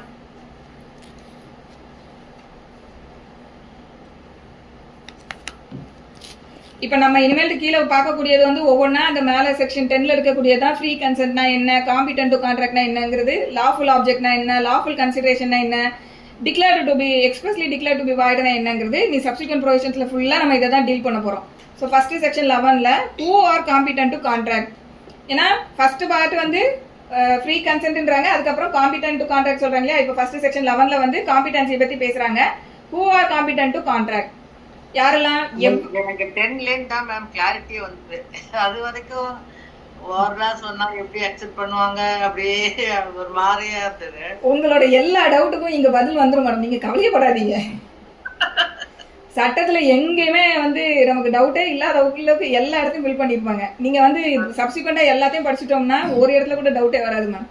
இப்ப இதுல இருந்து பாருங்க ரைட்டிங்ல வரணும், போகணும், இதெல்லாம் வந்துருச்சு. ஆமா, ஓகேவா. now section 11 who are competent to contract. every person is competent to contract. so ஆரம்பிக்கிறதே பாருங்க, எல்லாருமே competent to contract ன்னு ஆரம்பிக்காங்க. every person is competent to contract. அதுக்கு அப்புறம் தான் பார் வருது. who is of the age of majority. so மேஜரா இருக்கணும் according to the law to which he is subject. So எந்த சட்டத்துக்கு கீழே வர அந்த இடத்துல வராரோ அந்த சட்டத்துக்கு சப்ஜெக்ட் மேட்டருக்கு தகுந்த மாதிரி அவரு மெஜாரிட்டின்றதுல இருக்கணும். இது ஏன் சொல்றாங்க அப்படின்னா, நமக்கு இந்தியன் மெஜாரிட்டி ஆக்ட்னு ஒரு ஆக்ட் இருக்கு. அந்த ஆக்டுக்கு கீழே பாத்தீங்கன்னா 18 இயர்ஸ் தான் வந்து அட்டைனிங் மெஜாரிட்டி வந்து 18 இயர்ஸ். சில கார்டியன்ஸ் அண்ட் வார்ட்ஸ் ஆக்ட், அதுக்கப்புறமா ஒரு சில ஆக்ட்ல வந்து மெஜாரிட்டி வந்து 21 இயர்ஸ்னு சொல்லியிருப்பாங்க. ஸோ எந்த லா எந்த சப்ஜெக்ட் மேட்டர்ல அவங்க வர்றாங்களோ அந்த இடத்த பொறுத்து லா வந்து என்ன அவங்களோட மெஜாரிட்டி ஏஜ்னு சொல்லியிருக்கோ அதை நம்ம இங்க கன்ஸ்ட்ரூ பண்ணிக்கணும். ஸோ அதை தான் இங்க சொல்றாங்க. So every person is competent to contract who is of the age of majority according to the law to which he is subject and who is of sound mind and is not disqualified from contracting by any law to which he is subject. so அப்போ மெஜாரிட்டியா இருக்கணும், majority attain பண்ணிருக்கணும், sound மைண்டா இருக்கணும், சட்டத்தினால அவரு disqualify பண்ணப்பட்டிருக்க கூடாது, நீங்க வந்து ஒரு கான்ட்ராக்ட்ல enter ஆகுறதுக்கு உங்களுக்கு தகுதி இல்லை அப்படின்னு சொல்லி சட்டத்தின் மூலமா அவரு டிஸ்குவாலிஃபை பண்ணப்பட்டிருக்க கூடாது. ஸோ இதெல்லாம் இருக்கக்கூடிய ஒரு நபர் தான் வந்து இருக்கக்கூடிய எந்த நபரா இருந்தாலும் கான்ட்ராக்ட்ல என்டர் ஆகிறதுக்கு காம்பிட்டன்ட் அப்படின்னு சொல்லி இந்த செக்ஷன் 11ல வந்து சொல்றாங்க. சரி, இப்போ இந்த செக்ஷன் 11 பார்க்கும்போது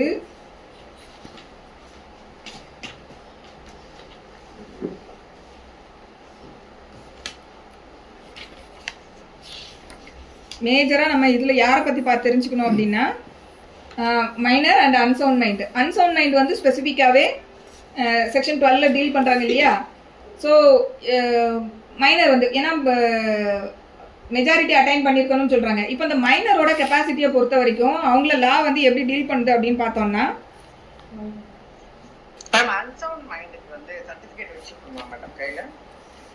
சர்டிபிகேட் வச்சுக்கிட்டு தான் நீங்க கான்ட்ராக்ட்ல என்டர் ஆகணும்னு லா சொல்லல.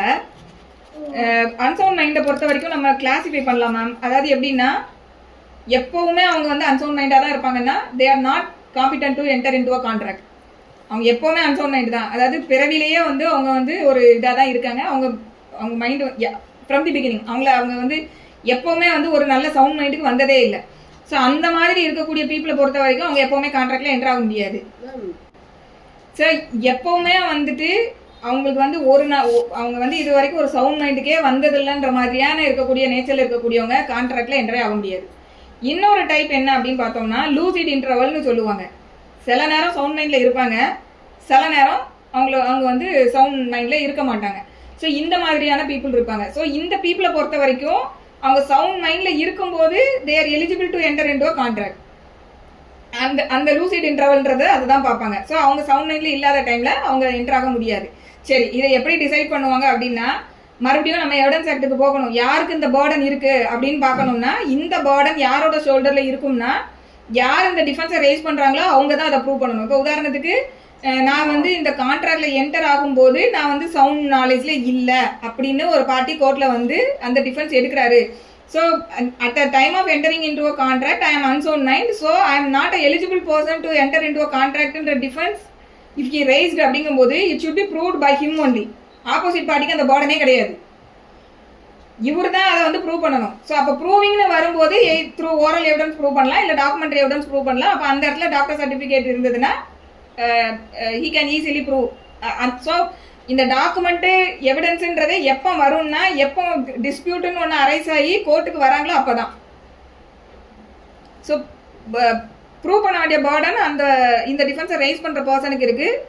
ஸோ ப்ரூவிங் வந்து ஓரலாகவும் அவங்க ப்ரூவ் பண்ணலாம், ஏதோ டாக்குமெண்ட்ரி எவிடன்ஸும் ப்ரூவ் பண்ணலாம். ஸோ அது வந்து அவங்க அந்த மெத்தடில் வந்து அவங்க பண்ணிக்கலாம். மேடம் நீங்கள் கேட்ட கொஸ்டினுக்கு இது கிளியரா? ஓகே, இப்போ நம்ம வந்து மைனரோட கெப்பாசிட்டி வந்து இங்கே பார்க்கணும். இந்த மைனரோட கெப்பாசிட்டி வந்து ரெண்டு ரொம்ப ஏர்லியர் பாயிண்ட் ஆஃப் டைம்ல இருந்தே ஒரு கான்ஃப்ளிக்டான வியூஸ் வந்து கோர்ட்ஸ் வந்து எடுத்துக்கிட்டே இருந்தாங்க. சில ஜட்ஜ்மெண்ட்ஸ் வந்து மைனராக இருந்தாலுமே வந்து அது வந்து ஒரு வியூ என்ன அப்படின்னா, மைனரோட கான்ட்ராக்ட் வந்து வாய்டு கான்ட்ராக்ட். வாய்டு கான்ட்ராக்ட்னா அவர் வந்து not competent to enter into contract, அது வந்து வாய்டு. இன்னொன்று வியூ என்ன அப்படின்னா voidable contract at the option of the affected party. So affected party வந்து மைனரை நம்பி ஏமாந்தவங்க தான் அக்ரீவ்டு பார்ட்டியாக வருவாங்க. ஸோ அக்ரீவ்டு பார்ட்டி வந்து நான் மைனர் மேலே கிளைம் பண்ணணும்னு சூஸ் பண்ணனாலும் பண்ணிக்கலாம், இல்லை நான் சூஸ் பண்ணாமல் விடனாலும் விட்டுக்கலாம், அது வந்து வாய்டபிள் கான்ட்ராக்ட். ஸோ இந்த மாதிரி கான்ஃப்ளிக்ட் வியூ இருந்தது. ஸோ இந்த வியூவை செட்டில் பண்ணின கேஸ் வந்து என்ன அப்படின்னா, மொகாரி பிபி வெர்சஸ் தர்மதாஸ் கோஸ்.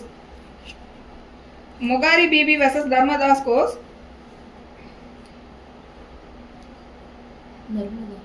தர்மதாஸ் DHARMADAS.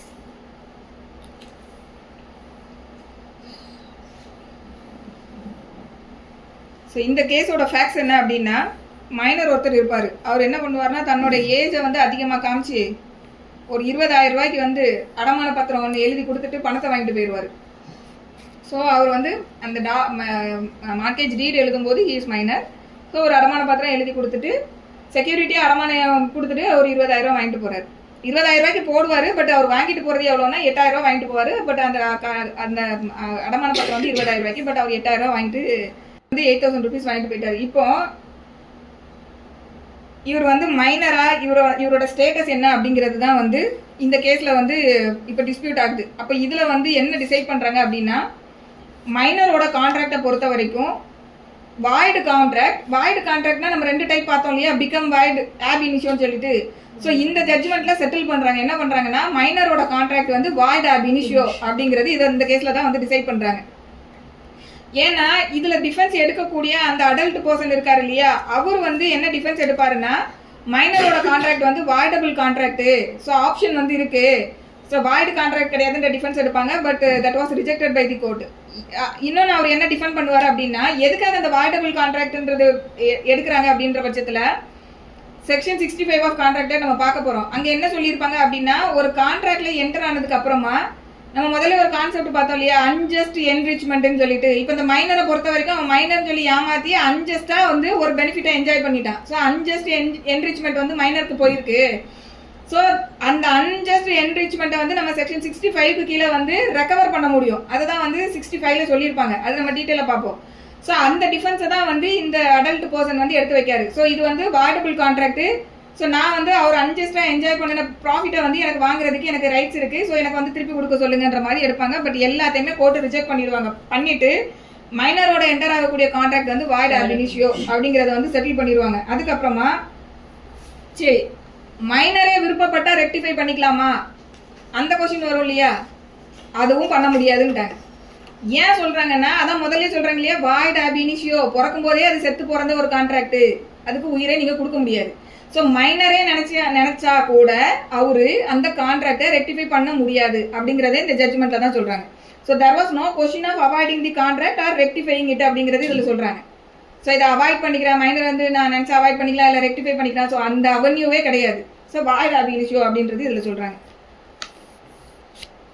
அடுத்து இந்த கேஸில் இன்னொரு பிரின்சிபல்லையும் வந்து இந்த ஆப்போசிட் பார்ட்டி அடல்ட் பர்சன் எடுத்து வைப்பார். என்ன அப்படின்னா டாக்ட்ரின் ஆஃப் எஸ்டோபல் அப்படின்னு சொல்லி நம்ம எவிடன்ஸ் ஆக்டில் ஒரு கான்செப்ட் வருது, நிறைய இடத்துல இந்த கான்செப்ட் வரும். டாக்ட்ரின் ஆஃப் எஸ்டோபல் என்ன அப்படின்னா ஒரு இடத்துல நான் ஒரு விஷயத்த என்னோட செயல் மூலமாகவோ நடத்தை மூலமாகவோ ஒரு விஷயத்த நான் செஞ்சுட்டு அந்த ஆப்போசிட் பார்ட்டியை நம்புற மாதிரி ஒரு விஷயத்த செஞ்சதுக்கப்புறம் நான் அதை வந்து ரிவோக் பண்ண முடியாது, திருப்பி வேற மாதிரி பேச முடியாது.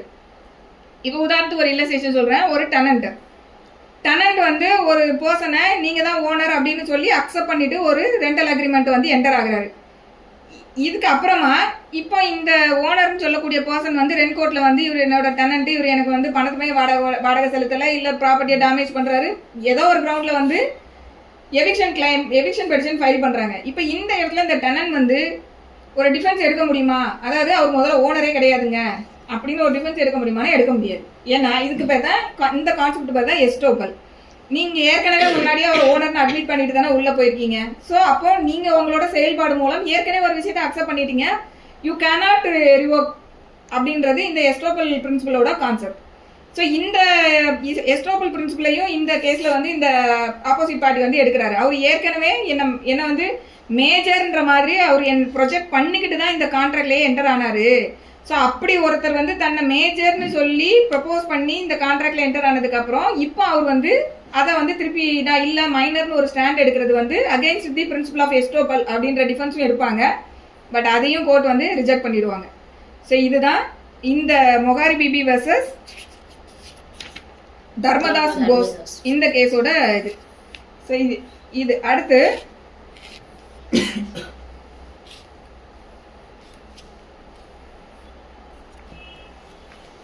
மைனர் வந்து ஒரு கான்ட்ராக்ட்ல என்டர் ஆக முடியாது, தட் இஸ் செட்டில்டு.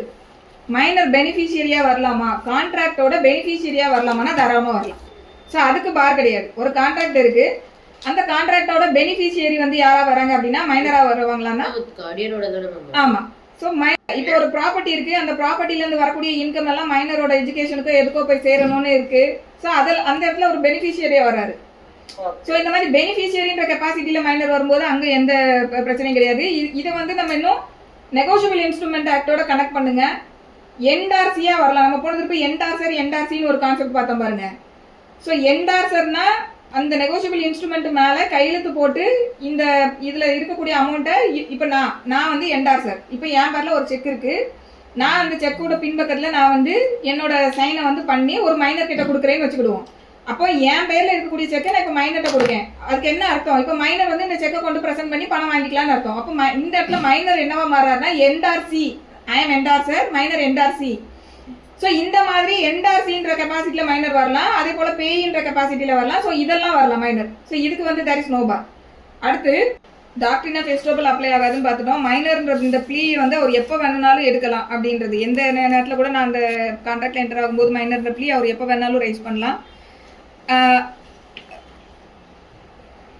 ஸோ மைனரோட போடக்கூடிய கான்ட்ராக்ட் வந்து மொத்தமாக ஹோல் கான்ட்ராக்டுமே வந்து எப்போவுமே வாய்டாக தான் இருக்கும். திருப்பி வந்து அதை ரேட்டிஃபை பண்ண முடியாது. இந்த கேஸ் எழுதிக்கோங்க. இன்ரான் Ramasamy versus அந்தப்பா. இன்ரன் INDRAN இன்ரன் Ramasamy versus அந்தப்பா. கேஸோட ANTHA ஸோ கேஸோட ஃபேக்ட்ஸ் என்ன அப்படின்னா ஒரு மைனர் ஒரு செக் ஒன்று எழுதி கொடுத்துட்டு 1000 ரூபா கடன் வாங்குறாரு. மைனர் டிராயர் ஆஃப் தி செக்கா வராரு, 1000 ரூபா கடன் வாங்குறாரு. சரியா? இப்போ திருப்பி என்ன ஆகுதுன்னா அவர் மேஜர் ஆகுறாரு. மேஜர் ஆனதுக்கப்புறம் திருப்பி அகைன் இன்னொரு செக் எழுதி கொடுக்காரு. நான் ஏற்கனவே மைனராக இருக்கும்போது வாங்கின எழுதி கொடுத்த செக்கு செல்லாது இல்லையா? ஸோ அதுக்காக நான் இப்போ ஃப்ரெஷ்ஷாக இப்போ நான் மேஜர் ஆகிட்டேன், நான் அப்போ வாங்கின கடனுக்கு இப்போ வந்து ஒரு செக் எழுதி கொடுக்கேன்னு சொல்லி இதுதான் ஃபேக்ட்ஸ். கோர்ட் இதில் என்ன டிசைட் பண்ணியிருப்பாங்க கெஸ் பண்ணுங்க. மேம் அவன் ஏற்கனவே பெனிஃபிஷியரியா இருந்திருக்காரு இல்லையா? இல்ல மைனர் பெனிஃபிஷியரியா மைனர் வந்து அவர் தான் செக்கை டிரா பண்றாரு, அவர் வந்து கடன் வாங்கிட்டு செக் எழுதி கொடுக்காரு. பெனிஃபிஷியரி கிடையாது மேம். பெனிஃபிஷியரின்றது எப்படின்னா இதுல கோர்ட் என்ன சொல்றாங்க அப்படின்னா மைனரோட கான்ட்ராக்ட் எப்பவுமே வாய்ட் அப் இனிஷியோ தானே, ஃப்ரம் தி பிகினிங் அது வாய்டுங்கும் போது. ஆனா அவர் செக் எழுதி கொடுத்து பணம் வாங்கியிருக்காருன்றதால ஆமா, அந்த முதல்ல எழுதி கொடுத்த செக்கே வாய்ட் அப் இனிஷியோ, அதுக்கே முதல்ல உயிர் கிடையாது. அந்த உயிர் இல்லாத விஷயத்த நான் இப்ப மேஜர் ஆனதுக்கு அப்புறம் திருப்பி உயிர் கொடுக்குறேன்னு சொன்னா அதுவும் முடியாது அப்படிங்கறது அந்த இதோட இந்த ஜட்ஜ்மெண்டோட ரிசல்ட். அப்புறம் பணம் வாங்கியிருக்காருல, அதுக்கு அட்ஜஸ்ட் பண்ண முடியாது, ஒண்ணுமே பண்ண முடியாது. மைனர் கிட்ட கொடுத்தோம்னா அவ்வளவுதான், மறந்துட்டு போயிடணும். அதை தான் லா சொல்லுது. ஓகேவா? பட் மைனர் கிட்ட இருந்து ஒரே ஒரு ரெமடி இருக்கு நமக்கு. என்ன அப்படின்னு பார்த்தோம்னா, ஒரு ஸ்கூட்டரை வந்து மேஜர்னு சொல்லி வாங்கிட்டு போயிட்டாரு, ஆனா ஒரு மைனர் திருப்பி தர மாட்டேங்காரு. ஸ்கூட்டர் அப்படியே இருக்கு அப்படின்னா I can recover the scooter, ஏன்னா ப்ராப்பர்ட்டி அப்படியே இருக்கு. ஸோ அந்த விஷயத்த மட்டும் நம்ம மைனர் கிட்ட இருந்து பண்ணிக்கலாம். ஸ்கூட்டரை எடுத்துட்டு போயிட்டு அவர் அதை பணமா கன்வெர்ட் பண்ணிட்டாருன்னா ஒண்ணுமே பண்ண முடியாது. காசை வாங்கி செலவு பண்ணிட்டாரு, வண்டியை வித்துட்டாரு, காசை வாங்கி செலவு பண்ணிட்டாருன்னா நம்ம மைனர் கிட்ட இருந்து ரெக்கவர் எதுவுமே பண்ண மேம். பட் அந்த ப்ராப்பர்ட்டி அப்படியே இருக்கும்போது பொருளை வந்து நம்ம வாங்கிட்டு வந்துடலாம். ஸோ இதுக்கு பேரு மேம். இப்போ ஆனால் கவர்மெண்ட் வந்து சில இடங்கள்ல மைனருக்கு வந்து இப்போ நமக்கு ஸ்டேட் கவர்மெண்ட்டே வந்து 10 ஸ்டூடெண்ட்ஸ் 12 ஸ்டூடெண்ட்ஸ்க்குலாம் வந்து நிறைய ஸ்டூடெண்ட்ஸுக்குன்னு நிறைய ஸ்கீம்ஸ் கொண்டு வந்து பணம்லாம் கொடுக்காங்கல்ல மேம், அதெல்லாம் செக்காக மைனர் பேர்ல தான் கொடுப்பாங்க. கொடுக்குறாங்க. பட் இவங்க டிராப் பண்ணும்போது இல்ல டிராப் அதுதான் பெனிஃபிஷியரியா வரலாம்னு சொல்லிட்டாங்களா. லா வந்து எங்கேயுமே ஏன்னா அந்த இடத்துல கவர்மெண்ட் வந்து உங்களுக்கு கொடுக்குது, அவர் பெனிஃபிஷியரியா வராரு. மைனர் இந்த இடத்துல செக் எழுதி கொடுக்கல, he is receiving the check. So இந்த இடத்துல அவர் வந்து பேயின்ற கெபாசிட்டில வராரு, அவர் டிராயர் கிடையாது, அவர் பேயி. சோ நம்ம நெகோசியபிள் இன்ஸ்ட்ருமெண்ட் ஆக்ட்ல பேயி டிராயர் இந்த கான்செப்ட் பார்த்தோம் பாருங்க. சோ இவர் வந்து பெனிஃபிஷியரியா வராரு, பெனிஃபிஷியரினா பேயின்ற கெபாசிட்டில வராரு. சோ அத வந்து லா பெர்மிட் பண்ணுது, அது வந்து எங்கேயுமே பார் கிடையாது. சோ இந்த பொருளை நம்ம வந்து அப்படியே எடுத்துக்கிறோம்னு சொல்றோம் இல்லையா, சோ அதுக்கு பேரு தான் அந்த கான்செப்ட் பேர் வந்து ரெஸ்டிடியூஷன். சோ பொருளா இருந்ததுன்னா அதை எடுத்துக்கலாம். அடுத்து மைனருக்கு மேல எப்பவுமே வந்து பர்சனல் லைபிலிட்டி கிடையவே கிடையாது. மைனர் வந்து தன்னை மேஜர்னு அடையாளப்படுத்திக்கிட்டு என்ன பண்ணிட்டு போனாலும் சரி, பர்சனல் லைபிலிட்டி மைனருக்கு கிடையாது. அப்ப மைனரோட ப்ராப்பர்ட்டிக்கு அகேன்ஸ்டா எஸ்டேட்டுக்கு அகேன்ஸ்டா லைபிலிட்டி இருக்கா அப்படின்னா இருக்கு. எப்போ அப்படின்னா எல்லா இடத்துல எல்லாம் கிடையாது. மைனர் கிட்ட நம்ம ஏமாந்து போனதுக்கெல்லாம் வந்து ப்ராப்பர்ட்டி லைபிலிட்டி கொண்டு வர முடியாது. ஒரே ஒரு இடத்துல அந்த எக்ஸெப்ஷன், மைனரோட நெசசிட்டிக்காக யாராவது செலவு பண்ணியிருந்தாங்கன்னா the property of the minor is liable to recover the amount. ஒரு மைனரோட எஜுகேஷனுக்கோ இல்ல மைனரோட வாழ்வாதாரத்துக்கோ ஏதோ வாட் எவர் மேபி அந்த நேச்சர்ல வந்து மைனருக்கு யாராவது வந்து செய்யறாங்க அப்படிங்கும்போது, ஏன்னா இந்த டாக்டரினுக்கு பேர் தான் டாக்டரின் ஆஃப் நெசசிட்டி. ஸோ இந்த டாக்டரின் ஆஃப் நெசசிட்டி வந்து நம்ம திருப்பி பிஎன்எஸ்லயும் நம்ம படிக்க போறோம். அங்க இன்னொரு விதத்துல டாக்டரின் ஆஃப் நெசசிட்டி அடுத்த கிளாஸ் நாளைக்கு நம்ம பார்க்க போறோம். அங்கேயும் இதே டாக்டரின் வரும். மேம் நான் அதுக்கு உண்டான ப்ரூஃப் எல்லாம் வச்சுக்கணுமா நம்ம மைனர் செலவு பண்ணது ப்ரூஃப் எல்லாம்? கண்டிப்பா மேம். எஜுகேஷனுக்கு செலவு பண்ணது கண்டிப்பா ப்ரூஃப் இல்லைன்னா கோர்ட்ல நம்ம எதையுமே வாங்க முடியாது மேம். கண்டிப்பா இருக்கும். சரியா? ஸோ மைனருக்கு அத்தியாவசியமான விஷயங்களுக்கு நெசசிட்டிக்கு நம்ம செலவு பண்ணியிருக்கோம் அப்படிங்கும்போது, இன்னொன்று மைனரை டிபெண்ட் பண்ணி இருக்கிறவங்களுக்கு நம்ம செலவு பண்ணியிருக்கோம்னாலும் நம்ம வந்து ரெக்கவர் பண்ண முடியும். இப்போ உதாரணத்துக்கு ஒரு மைனர் அவரே வந்து ஒரு மேரேஜ் பண்ணியிருக்காரு, அவருக்கு ஒரு குழந்தை இருக்கு. இப்போ அந்த குழந்தை அவருக்கு டிபெண்டா இருக்கு. ஸோ இப்போ இந்த குழந்தையும் ஒருத்தங்க சேர்த்து டேக் கேர் பண்றாங்கன்னா அதுக்கும் நம்ம வந்து மைனரோட ப்ராப்பர்ட்டியை லைபிளா கொண்டு வரலாம். ஸோ இந்த இடத்துலயுமே பாருங்க, மைனர் பர்சனல் லைபிலிட்டி கிடையவே கிடையாது. even though it is necessary for the minor இருந்தா கூட he is not personally liable, only his property only liable. So அதுதான் வந்து இந்த மைனரோட கான்செப்ட்ல அது டாக்டரின் ஆஃப் நெசசிட்டிக்கு கீழ அந்த ஒண்ணை மட்டும் பண்ணலாம். மேம் 8 மணி ஆச்சு. ஆமா இல்ல மேம் க்ளோஸ் பண்ணிடலாம், நம்ம அடுத்த கிளாஸ்ல கண்டினியூ பண்ணலாம்.